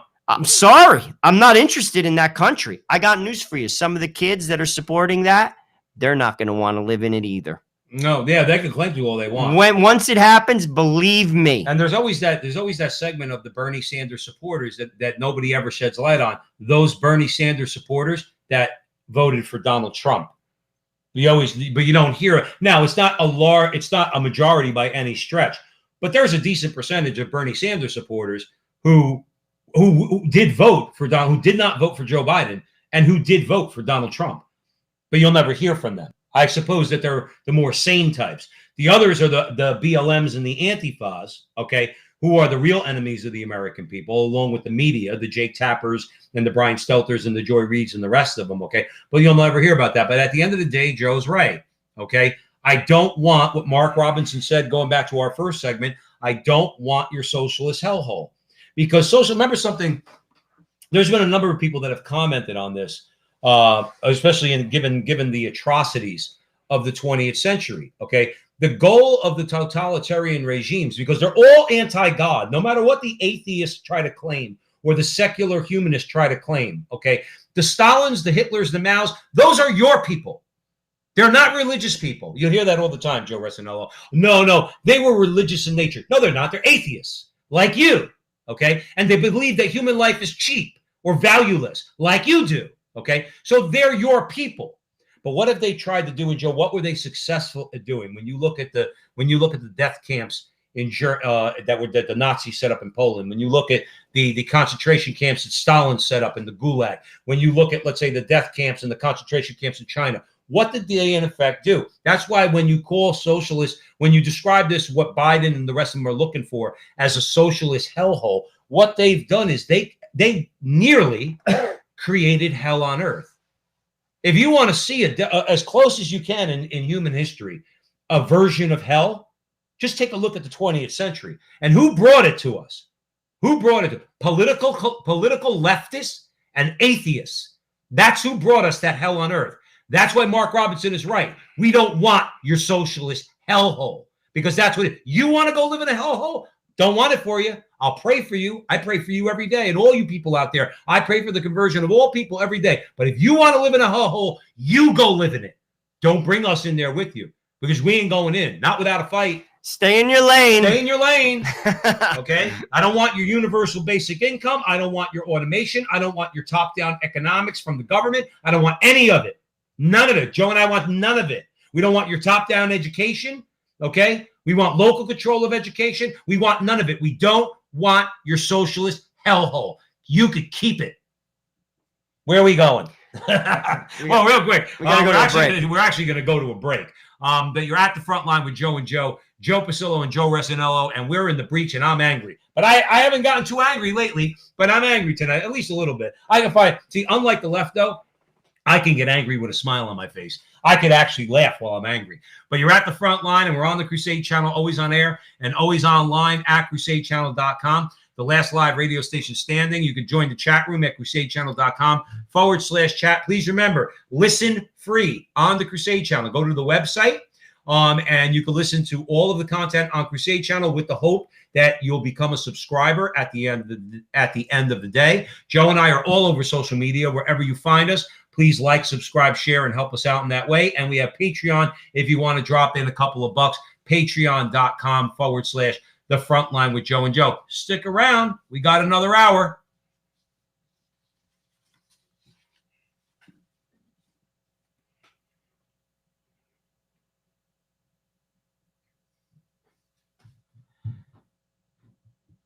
Welcome back to the front line with Joe and Joe Pasillo and Joe Resinello. We are way in the breach on the Crusade Channel, always on air and always online at crusadechannel.com, the last live radio station standing. Please make sure to visit the website. Listen free. You hit that button, you listen for free. Nice. And we know damn well that at the end of it, you're probably going to want to become a Crusade Channel subscriber. That's our hope. Mike Church, the King Dude, he runs a great, great station.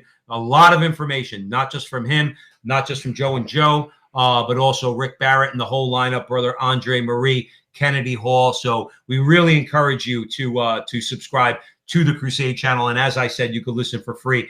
Let's leave aside other promos. Let's jump right back in, because what we said earlier is the left and the media and Hollywood would have you believe that there is cultural hegemony in America, that Gramsci and his followers, his apostles that came after him, that they were actually successful. We don't believe that. I don't believe that the majority of the American people believe that marriage could be between two people of the same sex.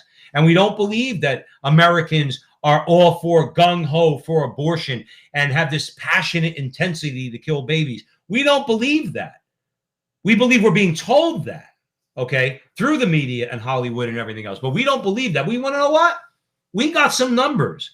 We got some numbers recently that back that up, that the majority of Americans, they're not buying this stuff on abortion. Even though they've told us for 50 years that the American people buy it.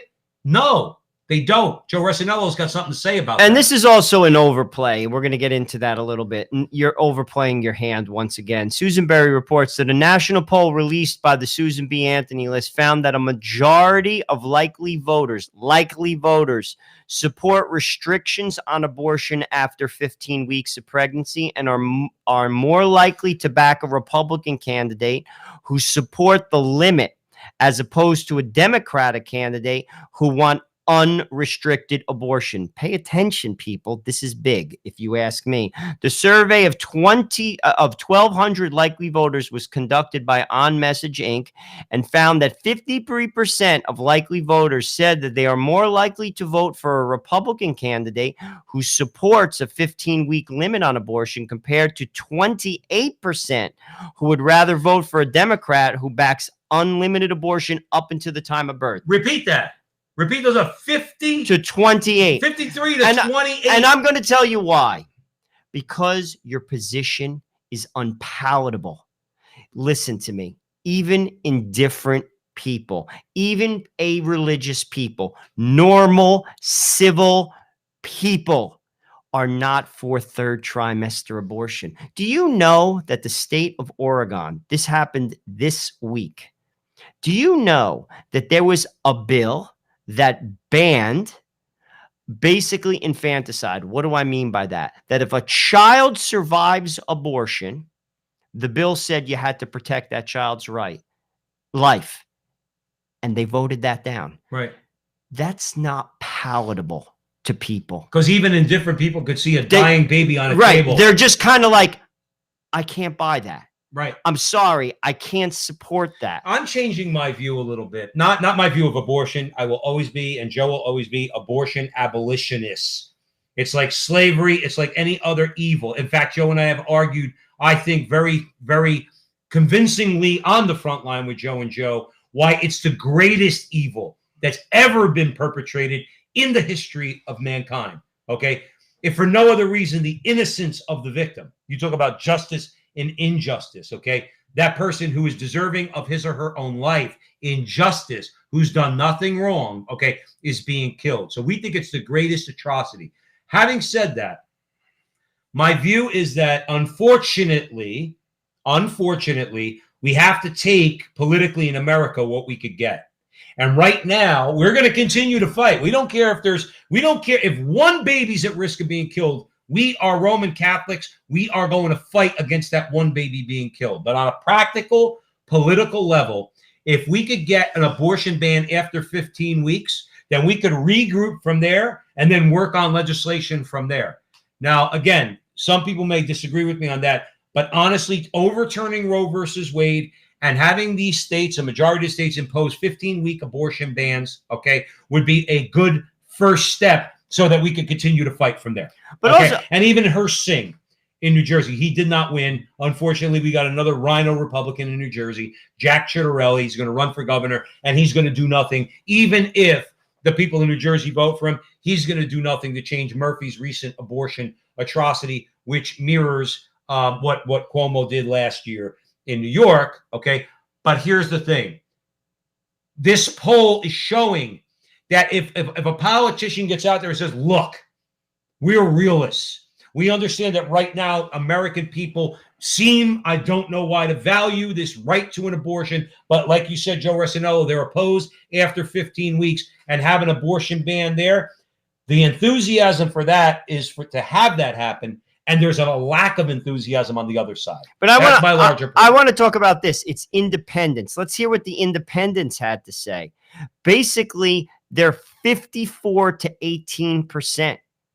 You see, you overplayed your hand. You always call it a loser. It's a loser. This is a loser. And I'm not saying, again, right and wrong. I'm talking about this politically. Yes. This is a loser. You've pushed it too far.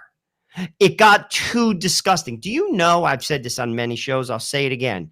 America is one of 7 countries in the world that permits third trimester abortion. And we're not in good company. This is disgusting. Right. This is disgusting. It's off the hook. It's all because of casual sex. And I'm telling you this right now. I have no confidence that the country will overturn Roe. This is my opinion. But God will. Because it's an atrocity. Well, when God acts, you're not going to get Roe versus Wade overturned. You're going to have this country get its collective head out of its collective butt and ban this atrocity. When God acts. Okay? And I agree with you. I do think there is a possibility that Roe will get overturned.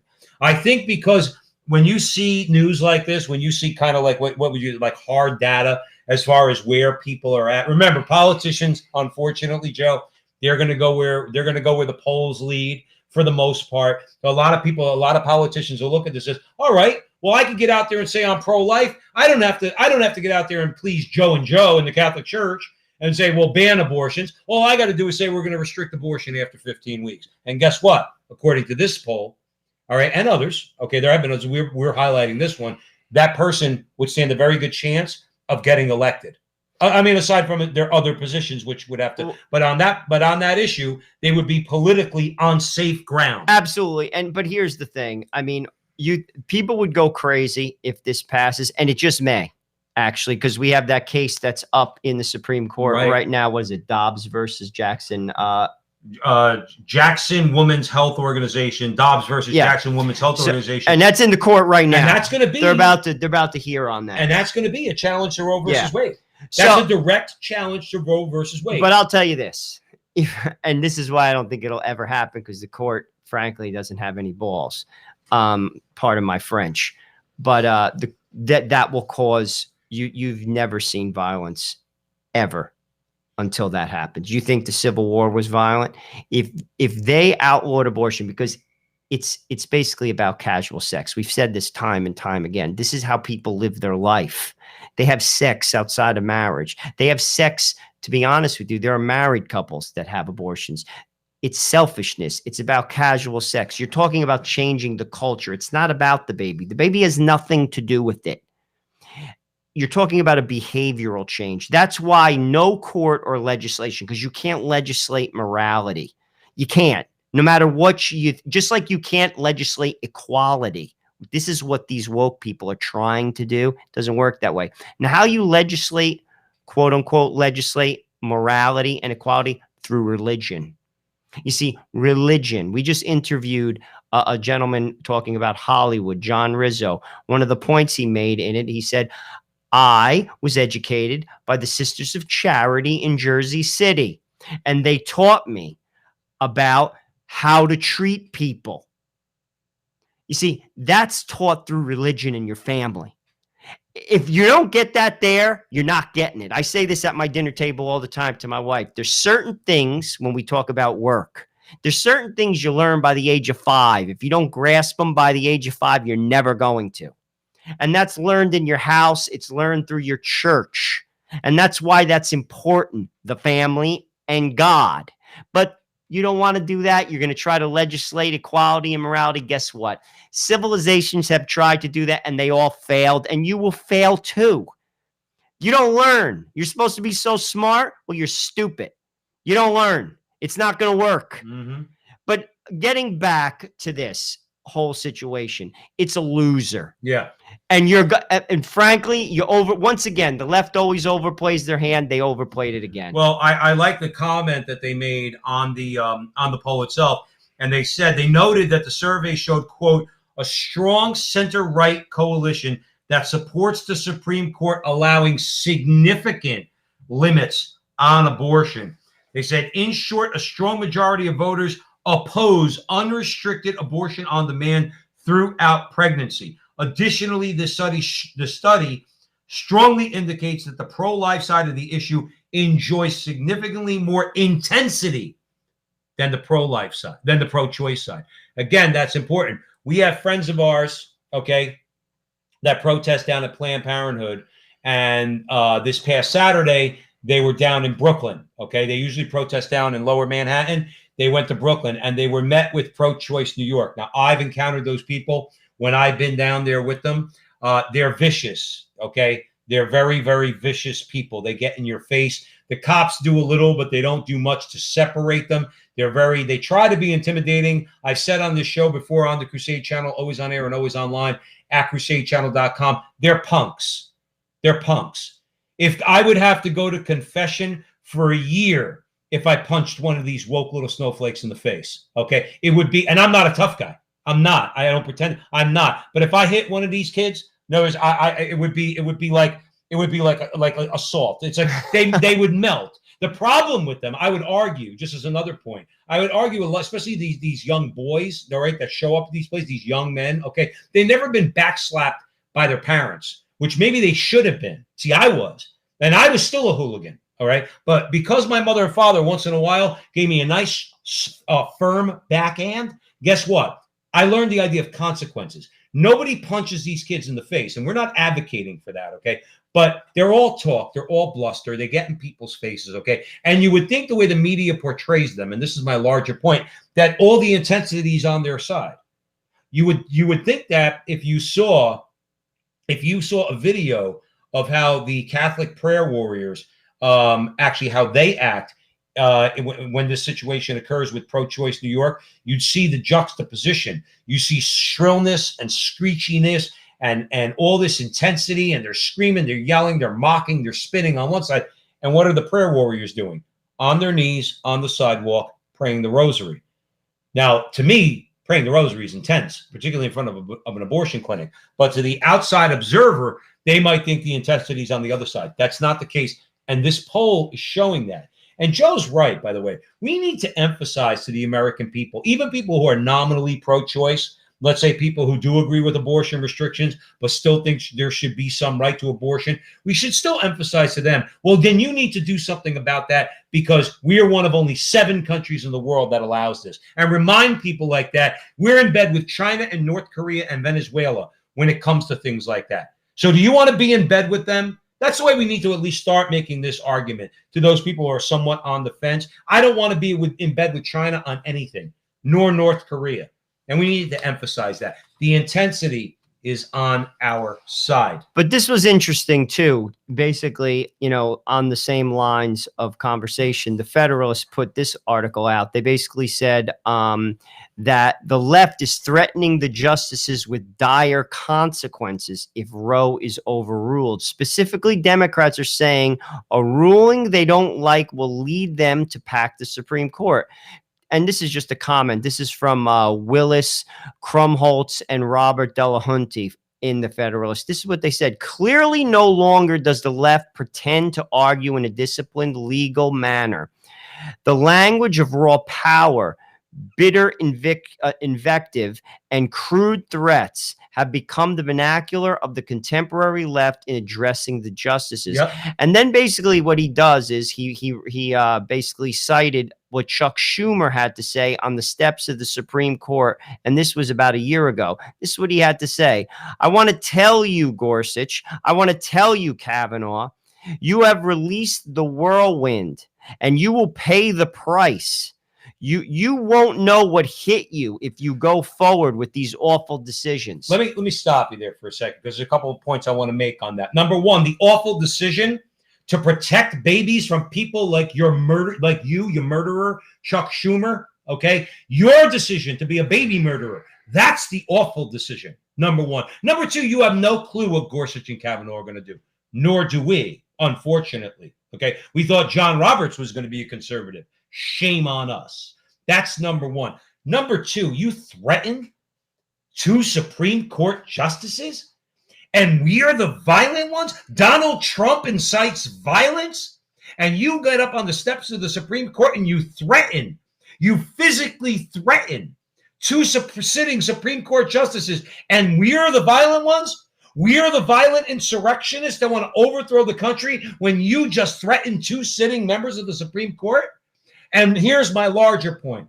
Why did Ted Cruz and McConnell and Hawley and the rest of them, he should have been censured. He should have been kicked out of the United States Senate for that act. He should have been kicked out. No way they should have allowed. And Donald Trump was still president and the Republicans still had the Senate. Okay? They should have thrown him out. And they said, that is inexcusable. And they didn't do it. What did he say? Oh, I'm from Brooklyn. That's how we talk. Good. Hey, Chuck, guess what? I want to punch you in your face. That's what happens in Brooklyn. See what happens in Jersey when you want to kill babies? See, we want to punch you in the face.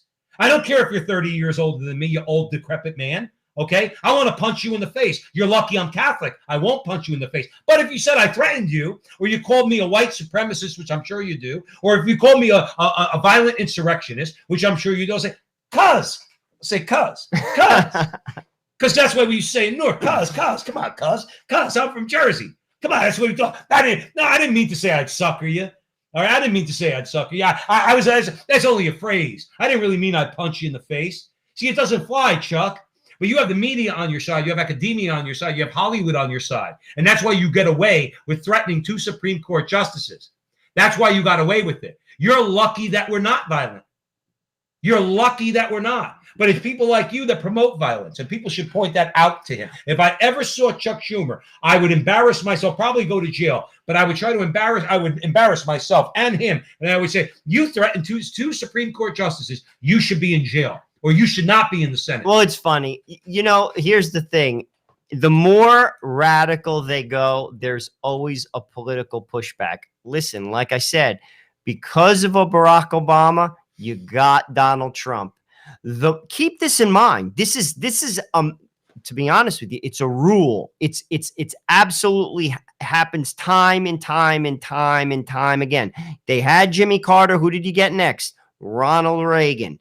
You had Barack Obama. You got Donald Trump. Guess what? There's going to be a reaction to this nonsense. You're not going to like it. No. I'm telling you this right now. You're not going to like it. Our friend Kat is in the chat room. She said, I struggle so much with anger. Don't get me wrong. I understand. She says, ooh, we can't get violent. God is in charge. Kat, come on. I'm not advocating violence. But making a larger point, we can't allow them to speak violently or advocate violence, and then they get away with it. And again, this goes back to big tech and censorship and everything we're saying. If we're allowed to say in the public square, and pressure Republican senators to at the very least severely censure Chuck Schumer, or have him thrown out of the Senate. Because guess what? If Joe and I went in the middle of Times Square, okay, and we got on a bullhorn, and we say, Sotomayor, Kagan, Breyer, you have reaped the whirlwind. Oh, forget it. We would be arrested, and I'm not joking. I'm not exaggerating. We would be arrested for threatening a public official. We would be arrested for it. How does a senator get away with that? How does a sitting senator get away with that? Because Republicans allowed him to get away with that. They should have embarrassed him. They should have taken his words. Everybody in social media should have broadcast his words so everybody knows, and then the Republicans should have acted on it. We have to take a break. You're at the front line with Joe and Joe Pasillo and Joe Resinello. And we're angry, Kat. We're angry, Kat, but we're not punching anybody in the face. So stick around. We got another segment left, but we would emphasize, please, subscriber push at the Crusade Channel. Go on crusadechannel.com, hit listen free, and you're going to have access to all of the station's content. And we're convinced at the end of it, you're going to want to be a subscriber. So stick around. We got one more segment, and it's sure to be entertaining.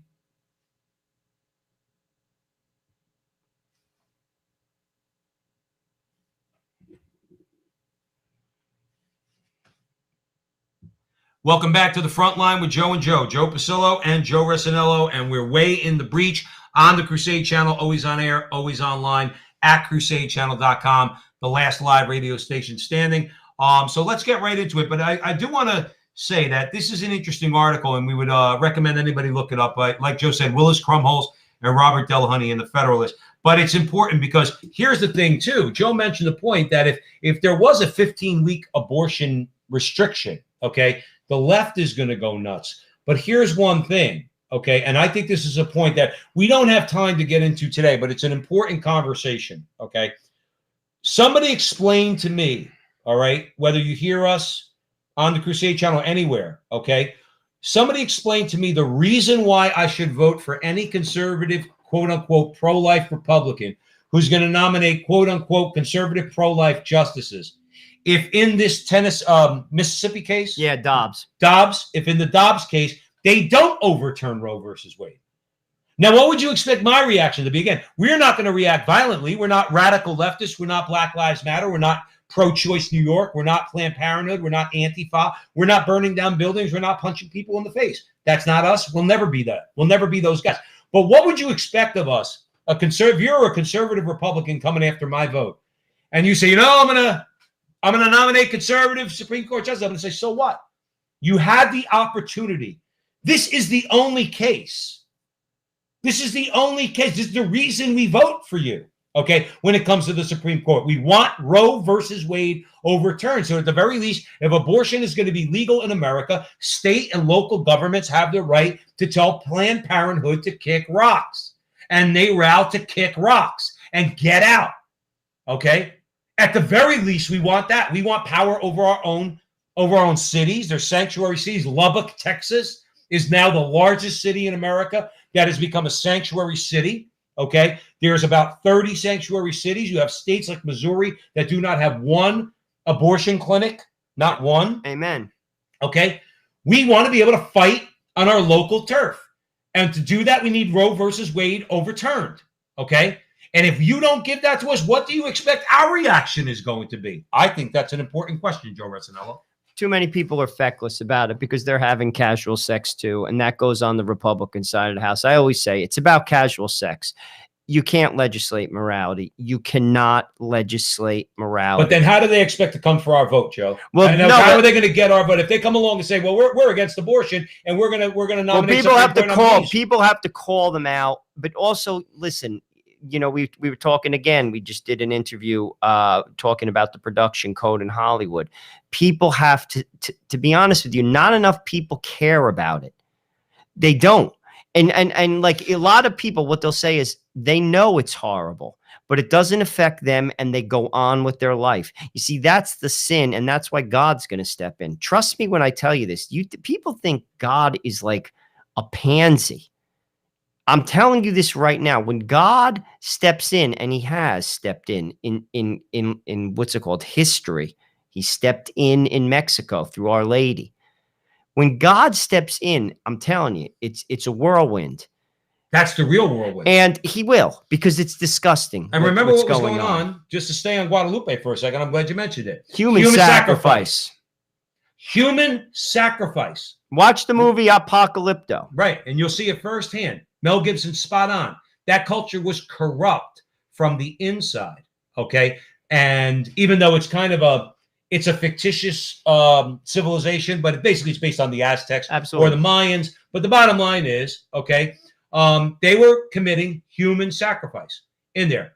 The Spanish got there. The Jesuits were not having the greatest time converting the indigenous people. And it took an act of God. And what did God do? He sent Our Lady. And Our Lady went to Juan Diego. And you know what happened within 10 years? Within 10 years. 9 million people converted to the Catholic Church. And you know what ended? Human sacrifice. Now, did God act violently like he did when the people of Sodom and Gomorrah wouldn't listen? No. Okay. Didn't send the flood? No. All right. He sent Our Lady. The message got through. And what happened? The country converted and human sacrifice came to an end. And that same thing, I would bet, you're right. Something will happen. We still should all fight. Of course. We still should all fight. We're always going to fight. But ultimately, like Joe is always saying on the show, okay, at the front line with Joe and Joe, when God acts, it's really going to change. It's really, and it will be dramatic. And there's no question. There's no question. Atrocities, like I said, enjoy your hour. Even like take Germany. Look at the atrocity that they committed against our Jewish brothers and sisters. They thought that was going to be successful, right? Was it? No, it wasn't. It wasn't. And this won't be either. This is an atrocity, and it will end. And believe me, if the Supreme Court doesn't want to end it, God will. There's no doubt in my mind. We have to do our part, though. That's what Joe's basically saying. You do your part by voting. You do your part by making your voice heard. You could go pray the rosary in front of abortion clinics. You could support grassroots organizations like Austin Ruse's organization, CFAM, really good organization. We've spoken with Austin a number of times on our show. You could speak with support Father Stephen Imperato. He just did a men's march in D.C. Got shut down by the Biden administration. They shut down the park. They had to divert it, from what I understand. They did 5 minutes. This is information that's a little sketchy, but the crux of it is the quick article I read. They shut it down 5 minutes before they were going to the park. They weren't allowed to go into the park. They had to divert their route. They still carried on. And Father Imperato was there, and a lot of good people were there. Okay, and a lot of good men. There was a men's march, but the devout Catholic, according to Jen Psaki, he shut down Catholic men from exercising their right to free speech. But again, disgraziado. You're overplaying your hand, and you are going to lose. I will say this, though. Joe's right. And we always pray to God, okay? Ultimately, we have to be in the fight, okay? And God's going to hold us accountable, too. Even though, God knows that God could change this situation like that. But it's like we always say on the show, what are you prepared to do? See, I think God asks that question. Okay, what are you prepared to do? I'll give you a good, I thought was a particularly good insight from Crumholz and Dillahunty, and then we'll move on because we only have a few minutes left. He said, what should officials do if the Supreme Court blinks? Okay, now this is where I think they're watching the front line with Joe and Joe. Okay, state legislatures must draft and enact laws that will command popular support. We just did a segment. The popular support, at least for severe restrictions on abortion, is on the pro-life side, not on the pro-death side, okay? Regardless of the fate of the Mississippi law in the court. On select issues with popular moral and voter appeal, such as Down syndrome abortion ban, Joe and I have talked about that before, brave governors in the mold of Abraham Lincoln should be ready to defy the courts. Defy them. Tell them we don't care. State legislature goes into its state and says to Planned Parenthood, get out. What are you going to do? You have to say, are you prepared to go to war over abortion? Are you prepared to fight a civil war over abortion? Is the federal government willing to send in the National Guard to keep the Planned Parenthood open? Are you prepared to do that? I'll be honest with you. I actually think if it got overturned, they are prepared. This because this attacks people at the heart. Casual sex. Casual sex. If you... I'm going to be honest with you. There's no way that people will take this sitting down. Joe, they won't do it. I'm just telling you. That's my opinion. I hope I'm wrong, but I don't think that's Republicans too. They have casual sex too. Don't think they don't. Most people don't care. Listen, ultimately, we're all going to die. I got news for you. And here's another thing. If you're Catholic and you're supporting this, I'll be truthfully, I don't understand you. I'll be honest with you. I really don't understand you. I try to. I can't understand you. Because ultimately, listen, I get we all have priorities, but I've said this many, many times. Certain things are disqualifiers. They're disqualifiers. Like, for instance, if you were for slavery, you're out. I'm not voting for you. I don't care who you are. I don't care if you're Catholic. I don't care if you're Republican. I don't care what you are. You call yourself whatever you want to call yourself. I'm not voting for you. Right. Well, same thing with abortion. I'm not voting for you. Right. And I don't get it, but that's not me. That's your business. But ultimately, it's gone too far. Frankly, there's going to be an adjustment. And frankly, all this stuff is not going to last long. Let's pray. Let's. No, I'm talking about the woke crap. Like it's all of it's got to look. It all has its inception, as Father Karapi used to say. It all's got its inception in the same place, in the same pit of hell. So when you're talking about abortion, you're talking about telling boys it could be girls and girls it could be boys. When you try to convince people that having sex with someone of the same sex is A-okay in God's eyes, when you do these things, these ideas have their inception in one place: hell, because the devil wants to drag you there. That's the bottom line. Okay, so we have a few minutes left, and we're at the front line with Joe and Joe. Joe Pasillo and Joe Resinello. We're way in the breach on the Crusade channel, always on air, always online at crusadechannel.com, the last live radio station standing. So we have time for one more segment. You know, we had a conversation with Austin Roos recently, and that's going to be broadcast on the Veritas Catholic Network probably over the next couple of weeks. Austin does phenomenal work. What's his colleague's name? Stefano. I can't recall. He's an Italian lawyer that works with him at the UN. At the UN, all right, at CFAM, and they're fighting to prevent what they're pushing at the UN, which is an international right to abortion. And Austin, we love having him on the show. We spoke to him a couple of times on the Crusade channel. We had a conversation with him on the Crusade channel also a few months ago. Austin made a good point. And I never knew this. Okay, so a lot of people know that a lot of Americans always, and a lot of conservative Americans always refer to Alexis de Tocqueville. Okay, and his great work, Democracy in America. He basically came to America and he wrote a book and he commented on what he saw and described as democracy in America. Now, Austin made a point that I did not know. Okay, is that de Tocqueville said that America will go in one of two directions: either pantheism or Catholicism. That's a pretty interesting statement.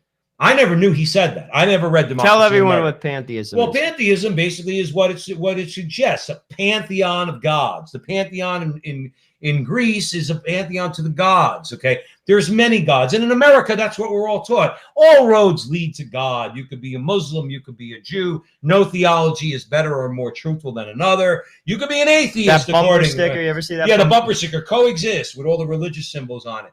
That's pantheism.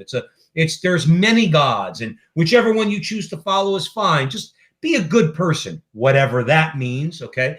And you'll be just fine in God's eyes. That's pantheism. And I think that you can make an argument that's what we live in right now. Nobody's going to suggest America is even a Christian nation anymore, okay? Even if it was a Protestant nation from its founding, it's not even that anymore, okay? So de Tocqueville is basically saying it's going to go one way or the other. Now, we're living in, I think, the pantheist phase. But there's a recent article that we saw by Paul Krauss that suggests that the future of America is going to be saved by Catholicism. And perhaps de Tocqueville was prophetic. Joe Resinello's got something to say about that. This is what he said. He said, because Catholicism understands that humans are cultural animals and that we have a rich and splendid cultural inheritance rather than proclaiming an orphaned inheritance or advancing an ideology of self-hatred and cultural destruction in the name of progress. Catholicism not only has a 2 millennia living tradition offering a rich inheritance, but it also has a rich future. We belong to something ancient, but also something that's growing into the future. Keep this in mind. And this is the mistake of, if you ask me, secular humanists. Holy people have insight. I'm telling you this right now. They do. Holy people have insight. That's why they call them prophets. They see things that you don't, and they don't even have to be as smart as you. And I'm going to give you a for instance. Cardinal George, rather, of Chicago. This is what he had to say. And don't necessarily take his word in the order that he said it. He said this: I will die in my bed. The cardinal after me will die in jail. The one after him will be killed, and the next one will rebuild society from its ashes. That's the direction it's going. It's going in that direction. By the way, society at large went in that direction already. Oh, yeah. It already happened. Rome fell. You had the Dark Ages. 90% of the people were illiterate for like 1,000 years. And who maintained culture in Europe? Catholic Church. Absolutely. That's unrefutable. Yeah. That's unrefutable. I know the atheists don't like when we talk that way, but there wouldn't even be a Western civilization if it wasn't for the Catholic Church. So my point of the matter is, and I'll use another person. You could actually Google this. 1969, before he became the Pope, Joseph Ratzinger, cardinal from Germany, said this. He said, the Catholic Church, he said this over 50 years ago, will grow smaller, it will grow poorer, it will lose its influence, but it will grow stronger. And as society darkens, the people in that darkness will look to the remnant, and from it, a new church will spring. Not a new church as in the church will change. The church will grow again. Right. It's a fact. Well, it's going to happen. Well, the church, unfortunately, has been infiltrated over the ages. Look, the church, we've said the same thing all the time. Nobody's got an excuse to leave the Catholic Church because of corruption. Joe and I are tired of hearing, well, the church is so corrupt. Well, no, it's no more corrupt now than it was when Jesus was the head of the church and his 12 apostles were the 12 bishops and Judas betrayed him, okay? And the rest of them Peter denied him, and the rest of them ran away, except for John, okay? Or John ran away but then went to the foot of the cross. Either way, however you look at it, problems with the hierarchy in the church have always been there. When the church is strong, meaning not big, I don't mean powerfully, politically strong. I'm talking about when the church is strong in the truth, when it does not waver, when it is in fact the rock that it was founded on, okay, of Peter, okay? When the church speaks with clarity, okay? I don't care if you're a church hater. I don't care if you're Protestant, okay? In America, the Catholic Church used to speak, and others, non-Catholics in America, wanted to wait to see what the Catholic Church would say. Look at an example of what I'm talking about. When the world was caving on contraception, okay, what did Paul VI do? All right, and they were trying to convince him, Theodore Hesburgh, okay, and people like that in the church were trying to convince him that the church had to move on contraception. He issued Humanae Vitae, which proclaimed the teaching of the church from before them, which is it's an artificial contraception is an intrinsic evil. Now, why do I bring this up? The power, the church will always have ebbs and flows, okay? We'll always have high times and low times. That's because of the men in the church, okay? The leadership of the church at times are weak. But when the church, regardless of its size, when the church is strong in truth, Okay, the church is it's an unstoppable. It's unstoppable force. Oh, that's a fact. But the church is strong in truth now. It's there. You see, people don't look in the right places. I'll point you to those places. I tell you this all the time. Go into any missionary of charity convent anywhere in the world. We just interviewed Michael Grogan. He's the blind prophet of Philadelphia. Wait till that interview comes out, people. Check it out in Veritas. Awesome interview. Gentleman works with people addicted to heroin on the street, and he's blind himself, legally, that is. Anyway, he says the same thing. I agree with him 100%. When you see Catholicism operating on all cylinders, your head spins. Your head will spin off your neck. And that's going on now. Their remnant is here. You just have to look and you have to find it. The sacraments are still the sacraments. But mark my words, and this article is spot on, it will be Catholicism that people look to. It's going nowhere. People who try to cancel this cancel culture crap, you're not a student of history. It's been tried and it has failed time and time again. Listen, the writing with the Sharpies with the vaccination. What did they do to Jews in the ghetto? They slapped the yellow Star of David on them. Did that work? So that didn't work out. That didn't work well either. Okay, so this has always been tried. Okay, so the bottom line is it doesn't work. It doesn't work. And, you know, so they could concoct all these theories all they want. The point of this article and Paul Krause is that the church, like Joe said, I kind of misspoke. The church is always strong in the truth on its supernatural level. No, I just wanted to be clear on it. Right. I know you know church that. is indefectible. Okay, that's the bottom line. The problem is when the men in the church and they're in the hierarchy, but also the women in the church, okay, proclaim Catholic truth. Propose. I'm not defending anything. I'm offering what is true, good, and beautiful as a Roman Catholic, because that's what the Catholic Church possesses, the fullness of the truth. Okay, so we have to assert that and be strong. People think, like you make a good point, Joe. All right, I'm gonna give you an example. Okay, personal example. I lived, and most people out there on the Crusade Channel know this about me. I lived 20 years of my life as a very reckless person. Okay, always chasing after the quick thrill, whether it be women, whether it be alcohol, whatever the case might be. Okay, did not live a good life in that regard. Okay, and I might have been one of those people that wanted that casual sex that you're talking about. In fact, I was. Okay, contracepting and everything else. When I heard the truth, my life changed. And the only reason I heard the truth because I bothered to listen to the people that were telling me the truth. Now, back then it was Mother Angelica, it was Father Carapi, Father Mitch Pacwa, others, okay? And I listened. You know what? They weren't wishy-washy. They said it the way it was. And you know what? Even a hard-hearted person like me who just wanted to chase after superficial pleasure changed my life. Got married, and my life is not the same as it was at 53 as it was at 23, 33, and 40. Now, my point is, if the truth is proclaimed, people will listen. And I say that from personal example, because I know if they can get through to me, they get through to the culture at large. And I would agree with Joe. It is important to speak the truth, but more importantly, it's important to live it. And that's what changed me. You have to see it. When you see it, and believe me, speaking the truth is important. Trust me. It should be spoken from the pulpit. It should be spoken in the home, and it should be spoken in the public square. It's more important to live it. You know, Joe mentioned that abortion rally that took place in Brooklyn. There's a picture. You could check it out on social media. It's on our social media, of a priest, Father Fidelis, basically standing there peacefully as a man is blowing smoke in his face. It reeks of Christ. It reeks. It's so Christ-like how he endures the slap of raw evil and violence.